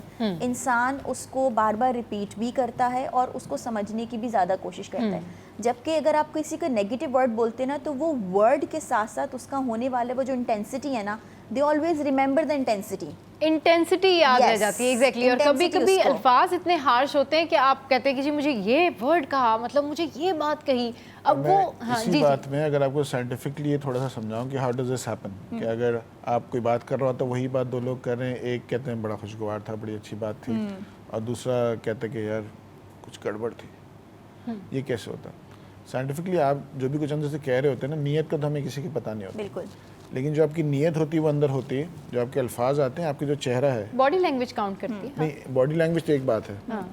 आप जब मैं अल्फाज कह रहा हूँ ना, तो मैं किस पैशन से कह रहा हूँ, क्या कह रहा हूँ, मेरे चेहरे पे जितने पोर्स हैं जो कि एक्चुअली लाखों की तादाद में, बिल्कुल, राइट, जिसको आप फेशियल भी कराते हैं तो आप देखते हैं उसके अंदर से मैल नहीं, ये लाखों की तादाद में पोर्स होते हैं। मेरे अंदर जो है ना, जो मेरे अल्फाज डिलीवर कर रहे हैं, जो मेरे अंदर का है ना, वो पोर्स डिलीवर कर रहे होते हैं। तो मैं जब भी आपसे बात कर रहा हूँ ना, तो आपको सिर्फ मेरे अल्फाज नहीं सुनाई दे रहे, मेरे जितने पोर्स हैं वो भी साथ साथ कम्युनिकेट कर रहे हैं, और वो कम्युनिकेट कर रहे हैं जो एक्चुअल में मेरे अंदर है। लिहाजा आप बात करने के बाद जब हम यहाँ से जाएंगे तो आप कहेंगे यार ये बहुत पैशनेट था इस मामले में, हालांकि अल्फाज सेम थे। हाउ डू यू अल्फाज सेम नो? थे। ये एक्चुअल में मेरे जो पोर्स हैं, जो मेरे अंदर है, वो आपसे बात कर रहा होता है, वो आपको मैसेज अक्रॉस कर रहा होता है, जो कि आपके तहते शऊर में डायरेक्टली जा रहे होते हैं। आप उसको वैसे नहीं देख पाते, लेकिन आपके तहते शऊर में जा रहे होते, तभी आप कहते हैं बहुत ज़बरदस्त था, ठीक। राइट। तो ये तो अल्फाज सिर्फ आपकी ज़ुबान के नहीं होते, जो आपके अंदर होता है ना, वो भी साइंटिफिकली बाहर आपको नज़र आना शुरू हो जाता है। ठीक है। अच्छा राबिया, आप साइकोलॉजिस्ट भी हैं और ये अल्फाजों का चुनाव जो है ना, इसका सबसे ज़्यादा जो इम्पैक्ट पड़ रहा होता है ना, वो फैमिली जो होती है ना आपकी, जो आपस में जो घरेलू झगड़े होते हैं। आपने देखा होगा कि जॉइंट फैमिली है तो सास बहू नंद और ये वाले जो रिश्ते होते हैं ना, इनमें हम देखते हैं कि ज़्यादा इश्यूज़ होते हैं क्योंकि दो नए लोग आपस में मिले होते हैं और फिर वो एक दूसरे को एक्सेप्ट करने में टाइम लगाते हैं। सारी फैमिलीज ऐसी नहीं होती, लेकिन मोस्ट ऑफ द टाइम इस तरह की स्टोरीज़ सुनने को मिलती हैं कि यार किसी की सास ने ये कह दिया, किसी की बहू ने ये कह दिया। वहाँ भी ज़्यादातर 90% ये अल्फाजों का चुनाव और एटीट्यूड यही प्रॉब्लम होती है, क्योंकि मुझे तो नहीं लगता कि अगर कोई पढ़ी लिखी लड़की जो है वो शादी करके किसी के घर जा रही है तो क्यों झगड़ा करेगी, और अगर कोई अच्छी फैमिली है तो उस फैमिली में कोई जो उनकी मदर इन लॉ है या सास है वो क्यों हर्डल क्रिएट करेंगी। देखिए, जब हम रिलेशनशिप्स की बात करते हैं और दो लोग आपस में होते हैं तो दोनों के सोचने और समझने का नज़रिया बिल्कुल अलग होता है और दोनों की लाइफ की जो फिलॉसफी है वो बिल्कुल अलग है। अब आपने एक घराने की एग्जांपल दी जिसके अंदर अभी एक बहू गई है जो पढ़ी लिखी भी है और सास भी उनकी काफ़ी ज़्यादा अंडरस्टैंडिंग है, लेकिन क्लैशेस कहाँ पर आते हैं जब आप कल्चर पर बात करते हो। हर घर का कल्चर होता है, आपके ऑर्गेनाइजेशन का कल्चर होगा। आपको उस कल्चर को समझने का एक तो स्पेस देने की बहुत ज़रूरत है, और स्पेस देने में जैसे अभी पहले मैंने आपको कहा कि जब आप स्पेस दे रहे हैं तो आपने बेहतर लफ्ज़ अदा करने हैं उस स्पेस को देने के लिए भी और उस जगह को समझाने के लिए भी। आप किसी भी एम्प्लॉय को अपनी जगह पे रखते हो, कोई घर में कोई नया फर्द आता है तो हम उसको ऐसे बताते हैं ये नहीं करना, रादर देन हमें ये बताना चाहिए कि ये 4 चीज़ें कर सकते हैं लेकिन इसका मना है। हाँ, तो हमारे यहाँ पे हमेशा एक नेगेटिव टोन से बात शुरू होती है। और देखिए, बहुत बार इंटेंशंस मदर इन लॉस का या घरों में जो माएँ होती हैं उनका ये नहीं होता, उन्होंने घर बनाया है, उन्होंने गृहस्थी बनाई है और वो ऐसा नहीं होता कि वो गृहस्थी संभाल के रखना चाहती है। ढेर उम्र के साथ साथ वो भी चाहती हैं जिम्मेदारियां दूसरे लोगों पर जाएं, लेकिन आया उन्होंने जो चीज़ बनाई हुई है उसकी expression and acknowledgement both are very हम ये चाहते हैं आसिम साहब कि अगर कोई हमारे घर आया है या हम किसी के घर गए हैं तो जितना जो कुछ भी हम सोच रहे हैं सब हम उनको बता दें, इम्प्लीमेंट करके अपनी जिम्मेदारी से बड़ी जिम्मा हो जाए। लेकिन हम ये नहीं सोचते कि 2 मुख्तलिफ लाइफ्स हैं और वो अगर एक साथ उन्होंने रहना स्टार्ट किया है। इनफैक्ट आप कोई ऑफिस ले लें, कोलीग्स ले लें, आप कोई भी ऐसा सिस्टम जहाँ पर आप नए लोगों से मिलते हैं तो आपको इंटरेक्ट करते करते टाइम लगता है, आप कुछ सुनते हैं कुछ सुनाते हैं, लेकिन यहाँ पर जो सबसे बड़ा क्लैश होता है ना वो वर्ड्स का ही होता है कि आप जब किसी से बात करना स्टार्ट करते हैं। बहुत अच्छी बात की राबिया ने कि अगर आपने किसी को मना करना है कि ये नहीं करना, तो आप अगर उसको एब्रप्टली कह देंगे कि नहीं आपने ये नहीं करना, तो वो कहेगा कि अच्छा ये इन्होंने मुझे इस तरह कहा। और अगर वो ये कह दे कि ये कर सकते हैं लेकिन फॉर द टाइम बीइंग हम ये नहीं करेंगे, तो मेरे ख्याल में इस ह्यूज डिफरेंस। इस पे एक किताब है बहुत अच्छी, man are from Mars women are from Venus, और ये दोनों जो है ना वो एक और अर्थ पे मिल गए। बिल्कुल। तो वो अलग वहाँ से है, अलग प्रॉब्लम यहाँ आती है बड़ी सिंपल सी कि हमारे एजुकेशन सिस्टम के अंदर, चाहे वो स्कूल्स हो कॉलेज यूनिवर्सिटी हो, ना वहाँ कम्युनिकेशन से सिखाए नहीं जाते। तो कम्युनिकेशन स्किल नाम का सब्जेक्ट होता नहीं। अब जाके कुछ शऊर आ रहा है तो कुछ कोर्सेज हो रहे हैं, कुछ वर्कशॉप्स हो रही हैं, वरना it should be a proper subject कि अगर आप किसी सिटिंग में बैठे हैं जैसे आज हम यहाँ बैठे हैं तो यहाँ पे कम्युनिकेट करने का तरीका कुछ और है, राइट। आप लाइव शो पे जा रहे हैं, अगर आपका रिकॉर्डेड शो होता है आपका तरीका कुछ और हो सकता है, आपको पता है कि ये बात कल एडिट हो सकती है, उसके बाद जा सकती है, राइट। इसी तरह से जो शो का टॉपिक है उसके मुताबिक आपके अल्फाज चेंज हो जाएंगे, सही। शो में जो होस्ट है उसके मुताबिक आपकी चीज़ें चेंज हो जाएंगी। तो जितना एनवायरनमेंट है ना वो सारा। चले इसको कंटिन्यू करते हैं डिस्कशन को। कॉलर हैं उनसे पूछते हैं, कौन बात करे, कहाँ से? भैया मैं आपके रेगुलर कॉलेज आया बात कर रहे हैं। अच्छा याया, कैसे हैं आप? अल्हम्दुलिल्लाह, दोनों मेहमानों को बहुत सलाम है। और मुझे तो यकीन करिए जो मौजूद है ना, मैं इससे मुझे बड़ा कंसर्न है और मैं हमेशा लोगों को समझाता हूँ अपने बच्चों को भी, क्योंकि देखिए अल्फाज का चुनाव है ना आपकी शख्सियत का अनादार होता है। आप कितने पढ़े लिखे हैं, आपकी रिफ्लेक्स होना चाहिए आपके अल्फाज में, आपके अंदाज में ये होना चाहिए। लेकिन अब क्योंकि तूफान बदतमीजी का जमाना आ गया है और स्लैंग लैंग्वेज भी बोलने लगी है, हम उर्दू की हमने बेड़ा गर्क कर दिया है। और मकसद है जो एक तहजीब तमद्दुन था ना हमारे यहाँ, हमने बहुत हम बड़े गैजेट्स बच्चे इस्तेमाल कर रहे हैं, बड़े मॉडल हो गए हैं, बड़े मॉडल स्टूडेंट पढ़ा रहे हैं, लेकिन अनफॉर्चुनेटली तरबियत का फुकदान है। देखिए ये जिन्होंने जो भाई ने बात की ना बिल्कुल सही बात है, ये सेंस एंड सेंसिबिलिटी है होती है। लेकिन आप अगर किसी के साथ गुफ्तगू कर रहे हैं, किस पे किस टोन में बात करनी, क्या अल्फाज यूज करना, ये सेंस देना मेरा और हमारा और अफराजा का काम होता है। जब हम खुद इस तरह की लैंग्वेज यूज करने लगते हैं तो एक फुकदान हो जाता है। अब मैं आपको बताऊं, मैं गाड़ियों का बिजनेस करता हूं, आप यकीन करें कि जहां मैं बड़े छोटे लेवल के लोगों से मेरा वास्ता पड़ा, बड़े लेवल की, जहाँ मेरे डेंटर हैं, पेंटर हैं, सारे लोग हैं, लेकिन यकीन करें वो मेरी रिस्पेक्ट इसलिए करते हैं कि क्यों मैं उनके साथ अच्छे अल्फाज का, अच्छे अंदाज का चुनाव करता हूँ। वो आपकी जो सारी शख्सियत है ना, उससे बड़ी डिपेंड कर रहा होता है। तो मेरा इनसे सवाल ये कि आजकल के बच्चे चूंकि मीडिया देख के और सोशल मीडिया में जाहिर बात एक अजीब की जबान होती है, और हमारे पड़ोस के मुल्क की फिल्में देख के लोगों ने अपनी सारी लैंग्वेज खराब कर ली है, अबे तबे की जबान में, छोटे बड़े तक। और उर्दू का तो ये इतना खासा है कि इसके अंदर ऐसे अल्फाज हैं कि आप हर एक के इज्जत दे सकते हैं, वो हमने छोड़ दिया। अब आप मुझे बताएं कि इसकी जिम्मेदारी किस पे होती है, और इसको हम अगर इसको सही दुरुस्त करना चाहें तो कैसे हो सकता है? चलिए ठीक है, बिल्कुल हमारे पैनलिस्ट से जी, थैंक यू फॉर कॉलिंग, हमारे पैनलिस्ट से जवाब देते हैं। आज़म साहब आप जी, ऑब्वियसली बात है, बच्चा जो आया वो तो अल्लाह ताला ने कुरान में कहा है फ़अल्हमहा फ़ुजूरहा व तक़वाहा, कि हमने तो फुजूर और तकवा दोनों चीज़ें जो है वो डाल दी। अब वो डिपेंड करता है कि सबसे पहली चीज़ तो माँ बाप होते हैं कि जिस इन्वायरमेंट में आया, माँ बाप की लैंग्वेज कैसी है, वो कौन से अल्फाज इस्तेमाल करते हैं, उनके बोलने का अंदाज़ क्या है, ऊंचा बोलते हैं, नीचा बोलते हैं, हिकमत कितनी है। उसके बाद सेकंड जो उसकी जगह बनती है वो स्कूल बनता है। अब प्रॉब्लम यही है कि इवन पेरेंट्स, स्कूलों में तो फिर भी चलें किसी हद तक, एक माँ जो घर पे बच्चे को डांट रही होगी, अच्छे अल्फाज इस्तेमाल नहीं कर रही होगी, स्कूल में अगर वो टीचर होगी तो बहुत संभल के रहेगी, क्योंकि पता है कि स्कूल के एडमिनिस्ट्रेशन में रहे। तो पेरेंट्स ही ट्रेन नहीं है कि कम्युनिकेशन कैसे करनी है, टीचर्स ट्रेन नहीं है कम्युनिकेशन के अंदर, क्योंकि ये सब्जेक्ट तो इस पर तो कोई मास्टर्स की डिग्री मिलती नहीं है, बैचलर्स की डिग्री मिलती नहीं है, तो कोई स्कोप भी नहीं करता। हाँ, फिर जिनको शौक चढ़ जाए, वो कहता है मैं सीखनी है, तो वो एक कोर्स कर लेते हैं, but course is not enough. तो अब बच्चा जो आ रहा है वो वालिदैन को भी नहीं देख रहा कम्युनिकेशन ढंग से करते हुए, टीचर्स को भी नहीं देख रहा। बड़ा होता है तो कहता है यार ये ज़रूरी कोर्स कर लेता हूँ, लेकिन जिसने एक मेडिकल पढ़ा है, जिसने कंप्यूटर साइंस पढ़ा है, जिसने साइकोलॉजी पढ़ी, उसने 4-4 साल बैचलर्स किया है, पीछे से पढ़ते हुए आया है, तब जाके उसको वो चीज़ ढंग से आई है। कम्युनिकेशन में भी ये सारी चीज़ें, कम्युनिकेशन में भी आपका जो लाइफ एक्सपीरियंस होता है ना, जो आप पास ऑन कर रहे होते हैं, चाहे आप कॉलेज लाइफ गुजार रहे हैं, उसमें आप देखते हैं कि सुबह सुबह अगर आप अपनी स्कूल वैन में हैं तो वहाँ भी आपको अल्फाज का चुनाव करना होता है कि अगर आपकी सीट पे कोई बैठ गया है तो आपने फिर जो है ना वो बड़े प्यार से कहना होता है ये तो मेरी सीट थी, प्लीज़ आप उठ जाएँ। लेकिन मोस्ट ऑफ द टाइम ऐसा नहीं होता, वहाँ पर भी झगड़ा ही हो रहा होता है। तो बहुत दिलचस्प जो टॉपिक है वो हम डिस्कस कर रहे हैं, लेकिन यहाँ पर वक्त तो एक ब्रेक का, बस छोटा सा ब्रेक है, कहीं नहीं जा रहे हैं, वापस आ रहे हैं, स्टे विद अस।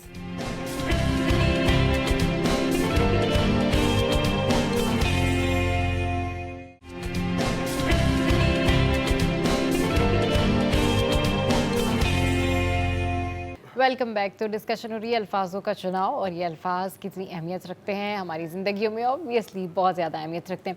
अच्छा राबिया, जब ये अल्फाज या वर्ड्स या एटीट्यूड या ये इंटेंशन, तीनों चीज़ें मिलके हमारी पर्सनालिटी को बनाते हैं ना, मगर ये सारी चीज़ें हमें हमारे घर से मिलती हैं, पेरेंट्स से मिलती हैं। हमारे पेरेंट्स हमें बताते हैं कि आपने किसको किस तरह बात करनी है, छोटा हो या बड़ा, उससे आपने बदतमीज़ी नहीं करनी, किसी को भी एरोगेंटली जवाब नहीं देना। लेकिन हम देखते हैं कि ये जो हमारे पेरेंट्स से हमें ग्रूमिंग दी होती है, आगे जो लोग हमें मिलते हैं शायद वो थोड़ा सा डिफरेंट हो, तो हम कहते हैं कि हम तो अपने डोमेन में, लेकिन अगला जो है वो डोमेन क्रॉस कर रहा है, तो हम इसको रिप्लाई कैसे करें। तो ऐसे लोग जो कि अपने डोमेन में हैं, अपने सेल्फ कॉन्फिडेंट में हैं, या फिर वो ये सोचते कि नहीं हमारी ये तरबियत है, वो कैसे डील आउट करें? अच्छा देखिए, जो पेरेंट्स हैं ना वो बच्चे की इनर वॉइस होते हैं, वो बच्चे के अंदर सेल्फ कॉन्फिडेंस डेवलप करते हैं, उसका सेल्फ परसेप्शन वही डेवलप कर रहे होते हैं। उस वक्त आपको कौन से अल्फाज चुनने चाहिए, चुनाव करना चाहिए उन अल्फाजों का, कि जब आप किसी को मतलब गुस्से में कुछ नहीं कह पा रहे हो, लेकिन तमीज़ के दायरे वाले अल्फाज कौन से होते हैं, ज़रा ये बताएं। अच्छा, तमीज़ के दायरे वाले अल्फाज कौन से होते हैं? जैसे अगर मेरा बहुत छोटा सा बच्चा है, 2 साल का है, वो आजकल अगर, क्योंकि इसको ट्रायरेबल 2 कहते हैं, ये सबसे ज़्यादा ऐसा उम्र होगी कि माँ बाप पीछे पीछे भाग रहे हैं बच्चे को, और ये वो टाइम होता है जिसके अंदर थोड़ा थोड़ा डिसिप्लिन बच्चे को सिखाना ज़रूरी होता है, चीज़ें छीनने का टाइम होता है। तो एक चीज़ होती है कि आपका जो punishment in terms of words है वो इंटेंसिफाइड, इमीडिएट होने चाहिए, शॉर्ट टर्म होने चाहिए। सही। अगर मुझे उसको मना करना है कि आपको ये चीज़ नहीं लेनी, तो मैं उसको बोलूँगी इसको आप टच नहीं करना। मैंने लफ्ज़ इस्तेमाल किया, इसको आप टच नहीं करना। रादर देन मैं ये भी लफ्ज़ इस्तेमाल कर सकती थी, अगर आप इसको देखोगे ध्यान से देखना। पहले वाले में मैंने ना बोल दिया। Our brain is always take ना एज अ चैलेंज। मुझे मना किया है, अब क्यूरियोसिटी डेवलप हुई, और ये इंसानी फितरत है कि जहाँ क्यूरियोसिटी आएगी वो काम लाजमी करेगा, पहली चीज़। दूसरी चीज़ जो आपने पूछी कि कहाँ पर हम किस तरीके से बड़े अदब के दायरे में रहकर किसी को मना कर सकते हैं, इसमें हमारे पेरेंट्स बहुत बार लैक कर जाते हैं हमें रिजिलियंट होना। कि यही चीज़ मैं हाँ, पूछना कि चाह रही थी, आपने बचपन से बच्चे को रेजिलिएंट होना बताना है। जैसे बचपन में कहते हैं शेयर कर दो टॉयज, कोई बात नहीं, हाँ। आपने शेयरिंग सिखा दी, लेकिन एक उम्र के बाद आपने बच्चे को शेयरिंग सिखानी। अब आपने क्या बता दिया, आपको ये कप पसंद आ रहा है बेटा, दे दो इसको। हाँ। नहीं, ये उसका फेवरेट कप है, कीप इट। आप उसको बोलो आप देना चाहोगे। हाँ। एक चीज ये बहुत बड़ा consent डिफरेंस नहीं है। हाँ, लेते। सही। और इसी वजह से जब कोई और उनसे झगड़ रहा होता है, कुछ कर रहा होता है, तो हम हमेशा रिवेंज में आते हैं। बच्चा गिर गया, हम जाकर मारना स्टार्ट कर देते ज़मीन को। This is a very bad example. आपने उसको क्या बता दिया कि अगर कोई चीज़ तुमसे छिन रहा है तो तुम गुस्सा हो जाओगे, तो तुमसे वो चीज़ नहीं छीनी जाएगी। इसी वजह से बातचीत के अंदर भी जब हमने किसी को रोकना होता है, कुछ करना होता है, तो पहली तो चीज़ है कि आप उनको पहले ये बता दो कि ये चीज़ मेरी है, आपको अभी चाहिए। ये चीज़ सिखानी पड़ती है, अभी चाहिए, आप अभी रख लो, लेकिन मुझे वापस करके जानी है। क्योंकि टू टाइप्स ऑफ पीपल ना, मतलब एक बंदा झगड़ा कर रहा है और एक बंदा वही है जो ये सारी तरबियत लेकर बैठा हुआ है। तो उस सूरत में क्या होता है कि सॉर्ट आउट तो हो जाते हैं मामलात, लेकिन जिसने बर्दाश्त किया है ना, वो अल्टीमेटली उसके दिमाग में चलता रहता है कि मैं इसको कैसे जवाब दे सकता था, मैं किस तरह से अल्फाज का चुनाव जो है कर सकता था। जी आसिम मैं इसको थोड़ा सा इसमें एलाबोरेट करूं, जी जी बिल्कुल। खोलने के लिए। देखिए, कोई भी चीज़ मेरी नहीं होती, सही बात है। क्योंकि अगर कोई चीज़ मेरी है तो फिर मेरे से उसका हिसाब नहीं होना चाहिए, ठीक। लेकिन आखिरत में मुझसे हिसाब होगा हर चीज़ का। इसका मतलब मेरे पास यूजेज के लिए है, चाहे वो मेरी बच्चा ही क्यों ना हो। मुझसे मेरे बच्चे का भी आखिरत में सवाल होगा क्या किया। तो कोई चीज़ मेरी नहीं होती। हमें बच्चों को जो ट्रेन करना चाहिए ना, उस पर करना चाहिए कि चीज़ तो अल्लाह की है, उसने आपको रिस्पॉन्सिबल बनाया है, तो जब तक आपकी रिस्पॉन्सिबिलिटी, आपने इसकी टेक केयर करनी है, राइट। और उसी अल्लाह ने आप लोग को सिखाया इसी चीज़ को शेयर करना, राइट। तो इट्स नॉट योर्स, क्योंकि अगर आपकी कोई चीज़ मेरी है तो मुझे आपको सवाल नहीं पूछना चाहिए, लेकिन अल्लाह ने हर चीज़ में सवाल पूछना है। One thing. दूसरा जो आपने कहा उसकी मैं आपको एक बड़ी ज़बरदस्त क्लासिकल एग्जाम्पल देता हूँ, नबी की हदीस है बहुत ज़बरदस्त। अनस रज़ी अल्लाह अन्हु छोटे थे, 9 साल के थे, आपकी खिदमत में आ गए थे। कहते हैं एक दफ़ा अल्लाह के नबी सल्लल्लाहु अलैहि वसल्लम ने मुझे किसी काम से भेजा, मैं निकल गया, सड़क पे मैं गया, मैं काम भूल गया और मैं बच्चों के साथ खेलने में लग गया। जब मैं काफ़ी देर हुई, मैं वापस नहीं गया, तो अल्लाह के रसूल परेशान हुए, आए, देखा, और मेरे कंधे पे पीछे से हाथ आया और मैं समझ गया आप सल्लल्लाहु अलैहि वसल्लम का हाथ है, कि उन्होंने मुझे मोहब्बत से कहा या उनेज़, निकनेम कहा। निकनेम आप उसी वक्त कहते हैं मोहब्बत करते हैं। हम में से तो कोई पेरेंट होता और बच्चा नहीं आया होता तो जाके उसकी अलग ही क्लास होनी थी। तो अब यहाँ पे अल्फाज का चुनाव, जो हम आज का टॉपिक है ना, उसको नोट कीजिएगा। नबी ने कहा, did you go where I asked you to go. मैं होता तो क्या पूछता, क्यों नहीं गए, क्यों नहीं गए। मैं वाई क्वेश्चन करता। Yes. ये वाई क्वेश्चन जो है ना, वो आपको कटेरे में खड़ा कर देता है। बिल्कुल। डिड के सवाल में गुंजाइश मौजूद होती है। सही। You explain it. हाँ, तो अनस ज़्यादा कहते हैं, मैंने दिल में सोचा कि आज से ज़्यादा मैं नबी सल्लल्लाहु की बात से ज़्यादा किसी की बात को अहमियत नहीं दूंगा, और मैंने कहा no, I am just going. सही। अब ये जो वाई क्वेश्चनिंग है ना, ये बिल्कुल कट होनी चाहिए। No, this is a word, why की जगह पे डिड का सवाल आना चाहिए, क्योंकि वाई में आप अज्यूम करते हैं कि ये तुम गुनाहगार हो ही, तुमने किया ऐसा ही है। किया ही है। आपने अच्छा, अगले वाई का हमेशा पूछा ही अना नहीं। को हर्ट करता है। लेट्स से मैं आज प्रोग्राम में लेट आता और आप मुझसे सवाल पूछते हैं कि why did you came late, तो नहीं, मुझे ये पूछना चाहिए था कि मैं खैरियत गलत थी, भी ऑल गुड, होता, आप लेट। हाँ। मैं गलत भी होता, तब भी मैं फील करता कि यार you come stand on। Out for this, हाँ, कैसे चला। लेकिन अगर आप पूछती कि why did you get late, अगर आप व्हाई नहीं पूछती what was the reason to get late, तो फिर मेरे पास गुंजाइश होती बताने की, मैं आया था, गिर गया था, पानी गिर गया था, मैं साफ कर रहा, वट एवर द रीजन। तो जो वाई क्वेश्चन होता है ना, वो वोकैबुलरी से आउट करना होता है। अगेन फिर ये अल्फाज का चुनाव है, वाई या डिड, मफहूम दोनों एक ही डिलीवर करता है। मफहूम दोनों एक ही डिलीवर। अच्छा रबिया, एटीट्यूड की अगर बात करें तो बहुत सारी जगहों पर, बहुत सारी फैमिलीज़ में, या बहुत सारी जो मतलब जो बच्चों को रखते हैं या उनकी टेक केयर करते हैं, नैनीज़ वगैरह सब, तो वो जो है बच्चों को ये सिखाते हैं कि आपने झूठ नहीं बोलना। ऑब्वियसली सभी ठीक बात सिखाते हैं, लेकिन जब वो खुद उसके ऊपर इम्प्लीमेंट नहीं करते तो एटीट्यूड में चेंज आता है। तो इस तरह से आप देखती हैं कि पर्सनैलिटी जो है ना, वो शेक करने लगती है। कोई बच्चा हो या फिर बड़ा हो, मतलब एक जगह एक सिस्टम है और एक आपको वो सिस्टम बता दिया गया है, लेकिन वहाँ पर फिर बाकी उस तरह से नहीं है। तो बच्चे की जो पर्सनैलिटी है या उसका जो कॉन्फिडेंस है, उसमें किस हद तक चेंज आता है और वो कैसे उसको फिर आगे सोसाइटी में लेके चलता है। इसका मतलब है कि आपने बच्चे को एक चीज़ सिखाई, लेकिन आप खुद उस पर स्टैंड नहीं ले पा रहे, even as a parents, as an भाई इसकी बेहतरीन मिसाल ये है कि आपने बच्चे को कहा है कि आपने झूठ नहीं बोलना, लेकिन किसी का फ़ोन आ गया, आप बात नहीं करना चाहते, तो आप कहते हैं कि कह दो कि नहीं है। तो ये भी तो एक तरह का झूठ ही है ना। तो जिस बच्चे को आप थोड़ी देर पहले ये कह रहे थे कि आपने झूठ नहीं बोलना, उसको आप कह रहे हैं कि जी अच्छा कह दो कि वो तो घर पे नहीं है या सो रहे हैं या व्हाटएवर। ये कैसे हैंडल कर सकता है एक बच्चा इन अल्फाजों के और इन एटीट्यूड के साथ में? अच्छा देखिए, एक तो चीज़ होती है कि 5 साल से छोटे बच्चे कभी भी इन चीज़ों को समझ नहीं सकते, क्योंकि 5 साल के अंदर आपका जो है ना वो डेवलप हो रहा होता है सेल्फ कॉन्शियसनेस, कि जहाँ पर ये होता है कि अच्छा सच सही क्या है, गलत क्या है, सच झूठ क्या होता है।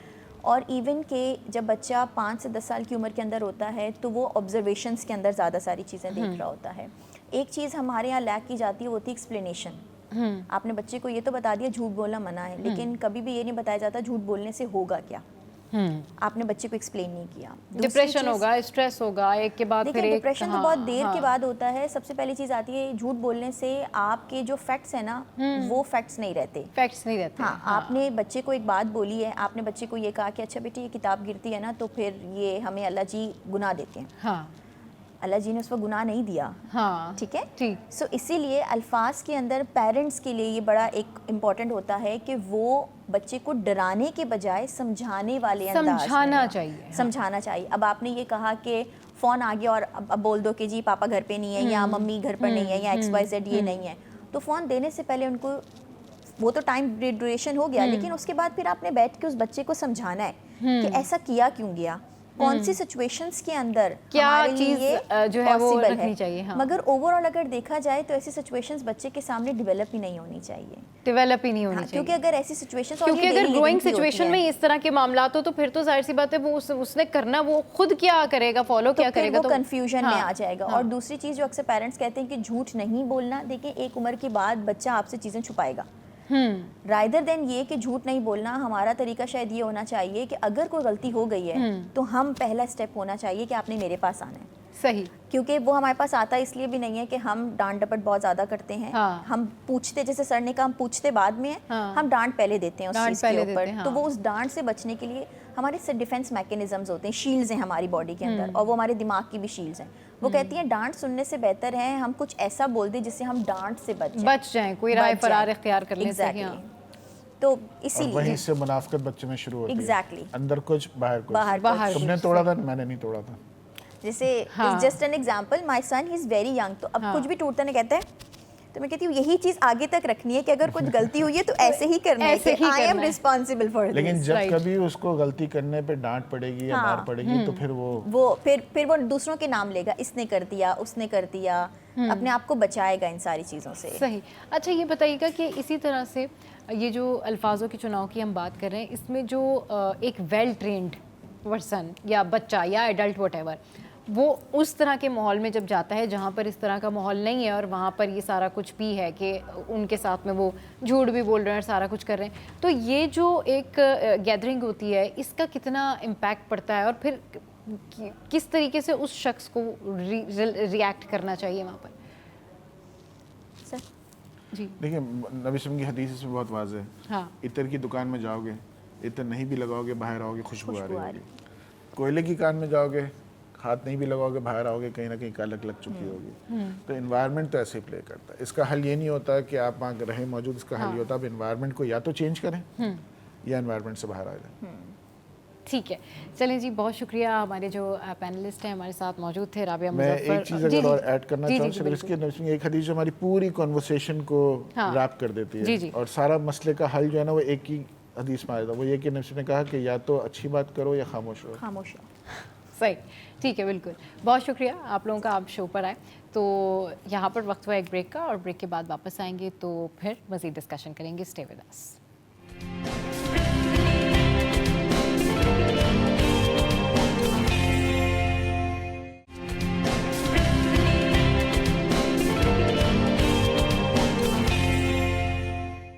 Welcome back. तो जनाब, शो में इंटरनेशनल डे के हवाले से बात करेंगे और बैंक के हवाले से आज आलमी दिन जो है वो मनाया जा रहा है। यूनाइटेड नेशंस भी जो है इस दिन को मनाता है क्योंकि इसकी बहुत अहमियत है इकोनॉमिकली भी और डेवलपमेंट के लिए भी, ग्लोबल डेवलपमेंट के लिए भी। इसके बारे में आज हम बात करेंगे। हमारे जो पैनलिस्ट हैं उन्होंने हमें ज्वाइन किया है। साहिबजादी माहिन खान हमारे साथ मौजूद हैं और PhD scholar Malhan Auj. Welcome to the show. कैसे हैं आप लोग? All well. ठीक है जी, आपको देख के मुझे बड़ी खुशी हो रही है, बड़े टाइम बाद जो है वो आपसे इस तरीके से मुलाकात हो रही है। माहिन, सबसे पहले तो ये बताइए आज के दिन के हवाले से क्या ऐड ऑन करना चाहेंगे आप? ऑब्वियसली अगर देखा जाए तो बैकग्राउंड में मैं I have been a former banker and now a business women, तो अब समझ आता है जब आप इनटू बिजनेस हैं कि bank plays a very vital role in the economies. और आज हम इतने सालों में जो हमने ट्रांसफॉर्मेशन ऑफ बैंकिंग देखा है और जो फैसिलिटीज़ बैंक्स प्रोवाइड कर रही हैं वो बिजनेसेस को बहुत प्रमोट करते हैं। और जो भी इकोनॉमी है स्पेशली लाइक पाकिस्तान, जो डेवलपिंग इकोनॉमीज हैं, they need strong banking system and this banking system we find has transformed a lot. It has gone far more ahead of you know एक सिंपल ट्रांजैक्शनल, हम एक ज़माना देखते थे अपने बचपन में, उसके बाद टीनेजर्स में, कि बैंक की एक डिफरेंट रोल था। आज हम देखते हैं we just have banking on our touch system, on our online system है और एवरीथिंग तो बहुत डिजिटलाइज्ड हो गया है, फैसिलिटीज़ इजी हो गई हैं, डूइंग बिजनेस बहुत इजी हो गया है। It's not only in Pakistan but globally and obviously banks and businesses go hand in hand, because आपने अगर अपने बिजनेस को प्रमोट करना है, you have to get into the economy, trade को बढ़ाना है, तो banking is the most important channel. बिल्कुल, banking is a most important channel और बैंक्स की जो है वो हमारी ज़िंदगी में बहुत अहमियत है। मलान हमारे साथ मौजूद हैं। जी मलान, आप क्या कहना चाहेंगे आज के दिन की मुनासबत से? मैं इस हवाले से कहना चाहूँगा कि हम जिस इरा में रह रहे हैं इसमें कोई भी मुल्क और कोई भी माशरा तरक्की नहीं कर सकता जब तक उसको अपनी मईशत स्ट्रॉन्ग रोबस्ट बैंकिंग सिस्टम जो फाइनेंशियल इंस्टीट्यूशन है वो वहाँ पर मौजूद ना हो। जब तक वो मौजूद रहेंगे तो वो इकॉनमी और सही मायने में तेज़ तर तरक्की कर सकेगी, क्योंकि फाइनेंशियल इंक्लूजन जब सही तरीके से हो सकेगा तो तमाम जो सेगमेंट्स ऑफ सोसाइटी हैं वो तमाम उस तरीके सही मायने में फ़ायदा उठा सकेंगे। क्योंकि अगर हम एक बोरोर के एंड से देखें या डिपॉजिटर के एंड से देखें तो उसके लिए बैंक एक है कि वो उसने एक स्पेसिफिक अमाउंट रख दिया, उसको एक इंटरेस्ट आ रहा है या जो भी प्रॉफिट आ रहा है। इसी तरीके से एक लेंडर का लेंस है। अगर हम ओवरऑल देखें तो हमें पूरी पिक्चर तब समझ में आएगी, क्योंकि सोसाइटी जो है इस तरह से चल सकती है कि या कोई भी इकॉनमी जिसमें कुछ लोग होते हैं जिनको नीड है, कुछ लोग वो हैं जिनको इनके पास एक्सेस कोई चीज़ है। तो इकॉनमी के लिए चलाने के लिए बेहतर यही रहता है कि आपके पास जिसके पास एक्सेस चीज़ है वो उसकी नीड फुलफ़िल कर रहा हो। तो जो बैंकिंग जो हमारे यहाँ सिस्टम है वो फाइनेंशियल इंस्टीट्यूशन जिसे हम कहेंगे, तो वो क्योंकि बहुत मतलब वो बहुत तेज़ी से तरक्की तो कर रहा है, लेकिन इसमें बहुत ज़्यादा गुंजाइश है। दो चीज़ों को मैं जोर देना चाहूँगा। एक ये कि इसमें वुमेन की पार्टिसिपेशन, औरतों की पार्टिसिपेशन, फाइनेंशियल इंक्लूजन बहुत ज़्यादा ज़रूरी है। उसमें इजाफा हो रहा है लेकिन और ज़्यादा इजाफे की ज़रूरत है। प्लस लोगों के अंदर ये आगाही कि वो फाइनेंशियल इंस्टीट्यूशन से डरे नहीं बल्कि उसका पार्ट बने और उस जितने ज़्यादा हो सके डिजिटल उसके लिए फिर वही बात है ना, उसके लिए जो ये बैंकिंग चैनल्स हैं या बैंकिंग सिस्टम है इनको ट्रस्ट डेवलप करना पड़ता है इनको, इनके लिए जो आप जो जितने भी लोग इस तरह से आते हैं उनका ट्रस्ट भी जीतना होता है, क्योंकि ऑब्वियसली अगर वो उस सिस्टम का हिस्सा बनेंगे तो ही आगे फिर उनकी भी सिस्टम बेहतर होगा, इकॉनमी बेहतर होगी। बिल्कुल। अच्छा, इस हवाले से अगर हम तमाम जितने भी पाकिस्तान के मेजर कमर्शियल बैंक अगर हम उनको भी देख लें या इस्लामिक बैंक, तो अगर मैं एक आम आदमी के लिए बताना चाहूँगा कि कोई ये ना समझे कि बैंक में रख दिया तो पैसा हमारा गैर महफूज है। अगर हम देखें तमाम बैंक जो हैं वो DPC डिपॉजिट प्रोटेक्शन कंपनी जो है उसके तहत उन हर एक इंडिविजुअल का मिनिमम 1 मिलियन जो है पर डिपॉजिट पर बैंक के हिसाब से वो सेफ़ है, वो गारंटीड है। अगर बैंक डिफ़ॉल्ट भी हो जाए तो भी वो गारंटीड है। तो ये हर इंडिविजुअल को मालूम होना चाहिए कि 1 मिलियन पर जो है डिपॉजिट पर बैंक के हिसाब से, तो तो इतना तो उसका हर इंसान सोच सकता है कि वो उसके इंडिविजुअल का इतना तो हर हाल, बैंक भी डिफ़ॉल्ट हो जाए तो भी वो गारंटीड है, इंश्योर्ड है। अच्छा, इसके साथ ये कि जहाँ तक उसकी ट्रस्ट की बात है, लोग आमतौर पे क्योंकि यहाँ पे एक कल्चर है, लोग समझते हैं कि स्पैम या मिसयूज़ ना हो जाए डिटेल्स उसकी, क्योंकि स्कैम भी तो बहुत है ना। तो अब इस हवाले से यहाँ पे क्योंकि ग्लोबल तो इस पे काम हो चुका है, पाकिस्तान में इसमें काम हो रहा है और अभी क्योंकि अभी हमारे यहाँ इतनी तेज़ी से आगाही नहीं आई है, तो यहाँ पे ये चीज़ें बहुत आसानी से रिकवर हो जाती हैं अगर आप उसको सही तरीके से चार्जबैक्स जो है डिस्प्यूट को आप उसको रेस करें। बैंकिंग जो भी इंस्टीट्यूट है आपको, जहाँ भी अगर आपको पहले तो आप किसी को शेयर ना करें डिटेल्स, नंबर 1 पहले तो आप जो है डैमेज कंट्रोल की तरफ जाएं, मिनिमम आप इस तरह की चीज़ें हों, अगर हो जाएं तो उस हर बैंक के अंदर एग्जिस्ट करता है ये फ्रेमवर्क कि आप उसको रोक सकते हैं और होने के बाद भी वो रिकवर कर सकते हैं अमाउंट।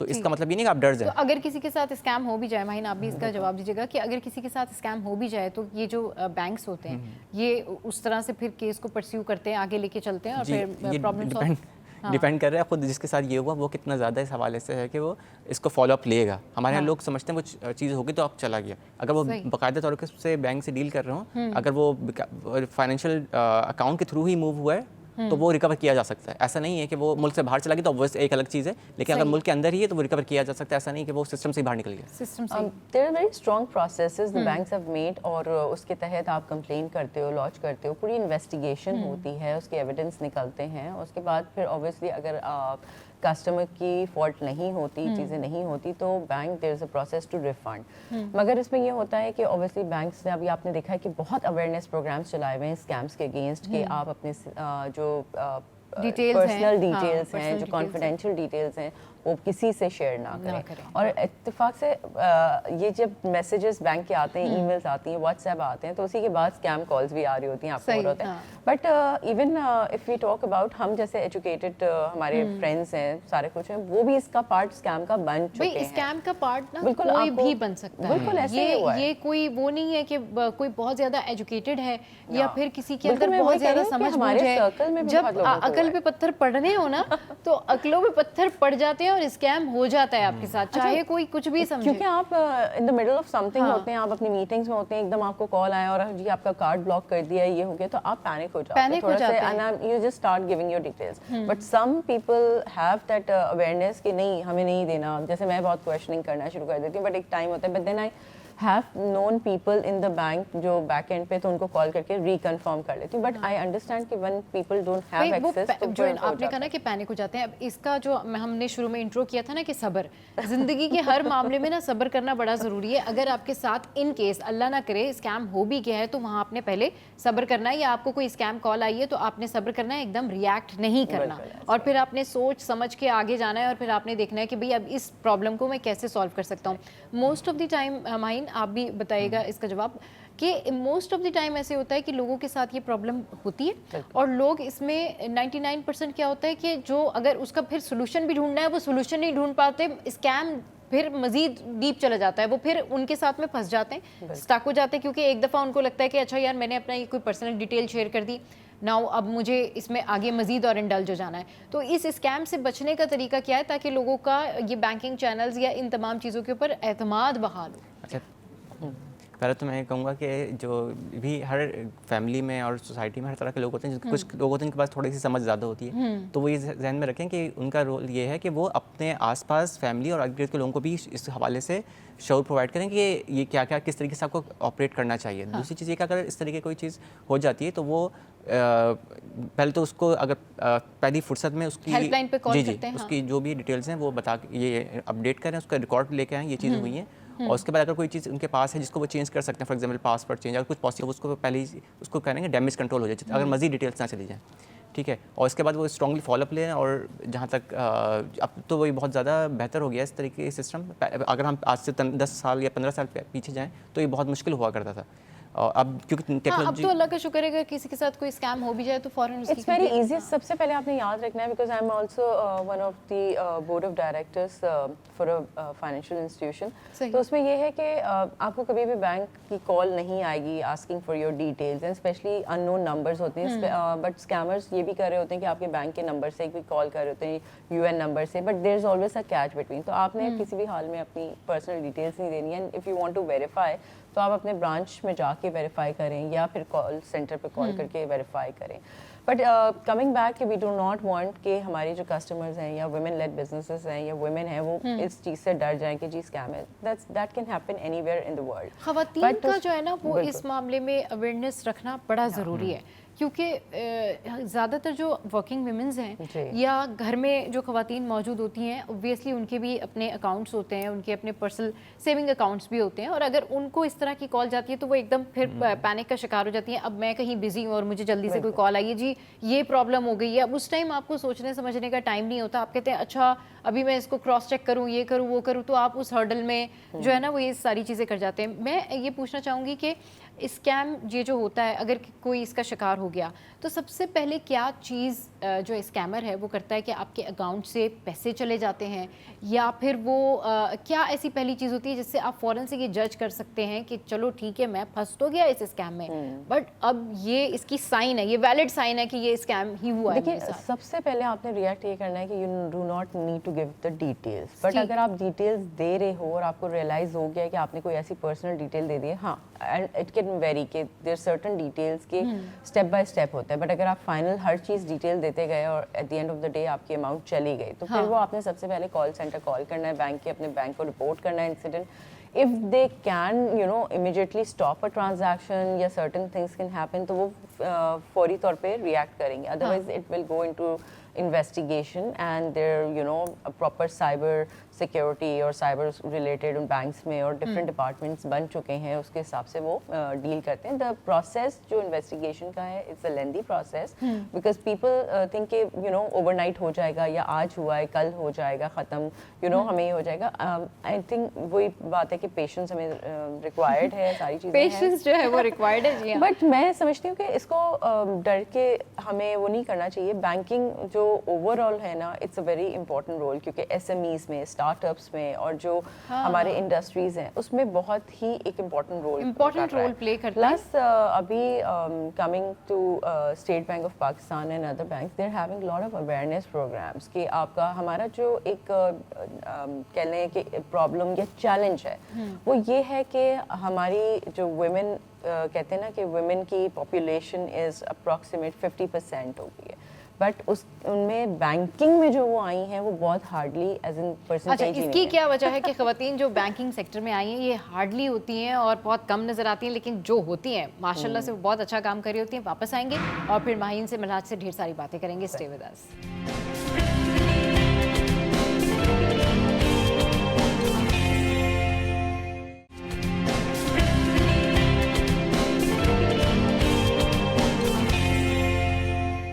माइन, जिस तरह से हम और ख़वातीन के बारे में बात कर रहे थे कि भाई बैंकिंग सेक्टर में कम आती हैं, लेकिन जो भी आती हैं फिर जब काम करती हैं तो बड़ा अच्छा काम करती हैं. एक तो हम इसके ऊपर बात करेंगे, लेकिन ये जो है ना वो आपने मेरी फर्स्ट क्वेश्चन के जवाब जो है वो सेकंड उसमें देना है. लेकिन पहले मुझे ज़रा ये बताइए कि बहुत सारे लोग जो हैं वो जब उनके साथ कोई प्रॉब्लम हो तो वो बैंक कॉल करते हैं और उनकी जो कॉल है वो इतनी देर में कनेक्ट होती है कि वेट करते करते उनके जो इश्यूज़ हैं ना बेचारे वो कहीं ना कहीं रह जाते हैं और फिर इस वजह से वो बहुत सारी चीज़ें जान भी नहीं पाते हैं. अच्छा, एक तो ये चलें ठीक है, ये तो एक ऐसी बात हो गई कि जी बहुत रश है तो क्यू में लगे हुए हैं. लेकिन अगर किसी के साथ इमरजेंसी हो जाए, मतलब किसी के साथ स्कैम हो जाए और उसने सडन कांटेक्ट करना हो, ज़ाहिर है उसके तो बिल्कुल आसान ख़ता होते हैं, वो तब दिमाग ही जगह पे नहीं होता कि यार मेरे साथ स्कैम हो गया.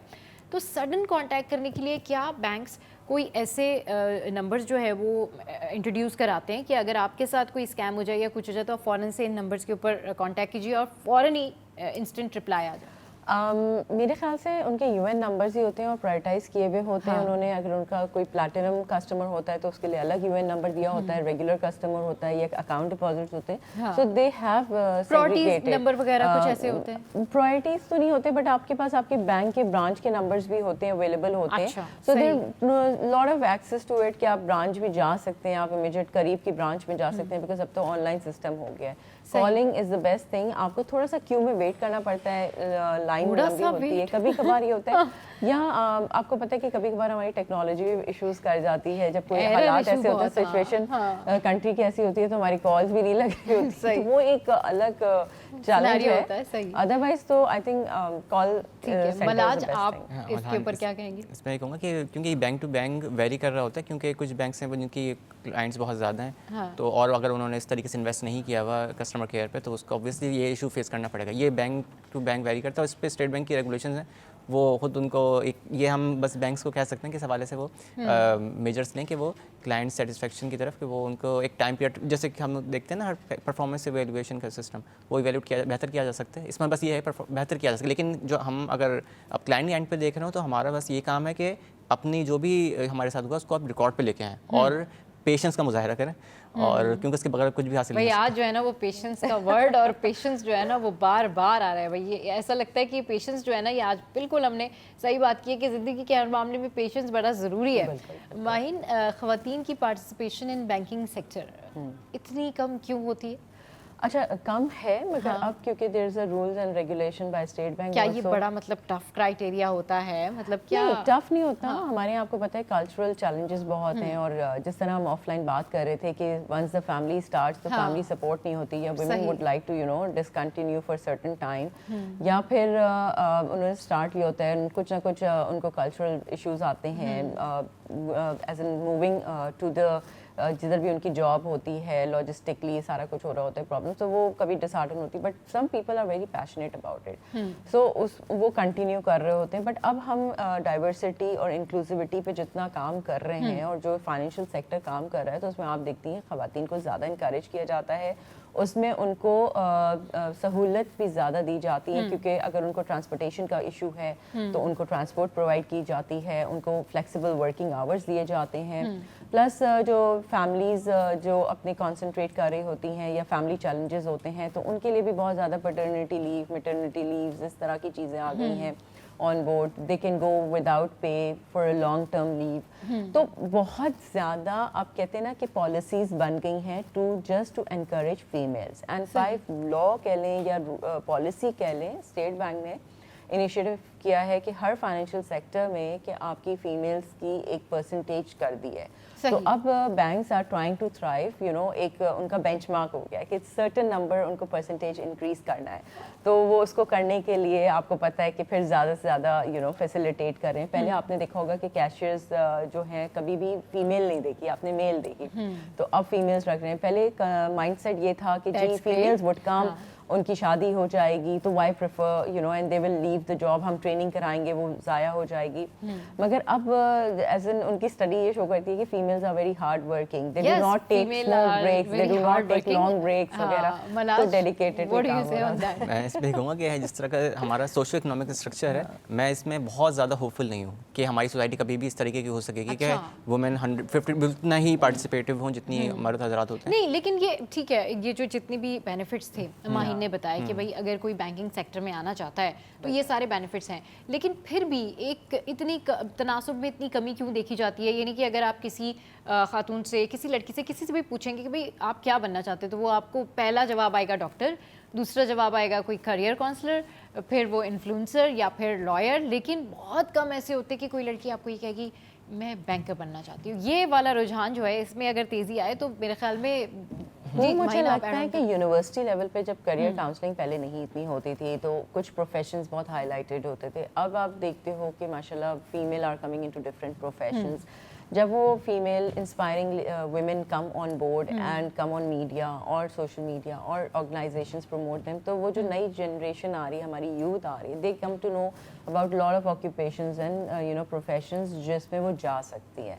तो उससे आई थिंक बहुत ज़्यादा एक इफ़ेक्ट आया है, ट्रांसफॉर्मेशन हुई है चीज़ों में कि now they are more you know. और फिर मोर यूनिवर्सिटीज़ में जब ये एज अ स्पीकर लोग को इंडस्ट्री से बुलाते हैं और इंटरेक्ट करवाते हैं अपने स्टूडेंट्स के साथ, तो students also get to know lot of new professions जहाँ मेंटर हो सकते हैं। तो उसमें आई थिंक बैंकिंग भी एक होता जा रहा है। प्लस जब फाइनेंशियल इंस्टीट्यूशंस बहुत ज़्यादा उस चीज़ को प्रमोट करते हैं, पहले ये होता था ना कि जी 9 to 5 है, तो people would look for options के फ्लेक्सिबल हम कहाँ काम कर सकते हैं। टीचिंग बहुत ज़्यादा टॉप पे होता था क्योंकि उनको लगता था हाफ डेज है, मगर अब समझ आई कि जी हाफ डे पे भी इतना काम होता है टीचर्स के बाद कि उसके बाद उनको 6 बजे तक वो 9 to 6 ही हो जाता है। 9 to 6 ही हो जाता है। So why not मलाज, go for आप it? बताइए कि आप इसमें क्या मैं इसमें ऐड ऑन कहना करना चाहूँगा कि टाइम पीरियड आते हैं मुख्तलिफ, जिसमें किसी चीज़ की वेव आती है, कभी किस तरीके से होता है। तो अगर हम देखें 1990s से लेके स्पेशली 2010 के करीब तक हमें बैंकिंग सेक्टर में एक निस्बत रुझान दिखता है जिसमें लोग जाना चाहते थे, क्योंकि उसमें पर्क्स और प्रिविलेजेस जो थे वो निस्बतन बाकी सेक्टर्स के मुकाबले में ज़्यादा थे। अगर हम देखें उसके बाद के टाइम पीरियड में, तो हम जैसे मेजर अर्बन एरिया से वहाँ पर इसके ऑल्टरनेटिव्स भी आ गए हैं, IT सेक्टर डेवलप हो गया है। तो अब जो बेहतर अगर कोई काम करने के लिए जाना चाहते हैं उसके पास ऑल्टरनेटिव मौजूद हैं। ठीक है, इसके साथ अगर हम औरतों की बात करें तो अगर हम इस सवाल से ऐड करना चाहूँगे, SECP जो है उसने कुछ रेगुलेशंस जो बनाई हुई हैं कि वो कोई भी कंपनी उसके बोर्ड ऑफ डायरेक्टर्स हो, मैनेजर, सीनियर मैनेजर लेयर हो या मैनेजर लेयर हो, तो उसमें एक स्पेसिफिक रखा है कि इतना % रेशो आपको बढ़ाते चले जाना है। आगे का भी लैंडस्केप दिया हुआ है किस तरीके से आपको एनहांस करना है। ये चीज़ बहुत ज़्यादा बेहतर है और ये इंसेंटिव जो है जो जेंडर पैरिटी को मेंटेन करने के लिए बहुत साजगार आगे के लिए भी रहेगी। और इसीलिए हमें दिख रहा है कि औरतें हमें दिख रही हैं और ये ट्रेजेक्टरी बेहतर है। मैं सिर्फ एक नंबर से आपको बताना चाहूँगा कि 2011 में और आज 2021 की अगर हम बात करूँ डेटा के हिसाब से, तो औरतों की जो डिपॉजिट जो थे बैंक्स में वो 6 फोल्ड इंक्रीज़ हुए हैं, मतलब 6 टाइम्स इंक्रीज़ हुए हैं। अच्छा। जबकि मर्दों के 2 टाइम्स इंक्रीज़ हुए हैं। इट मीन्स कि औरतों की पार्टिसिपेशन बैंकिंग सेक्टर के अंदर बहुत ज़्यादा बढ़ गई 10 साल के अंदर। ठीक है, गैप था जिसको ब्रिज किया गया है।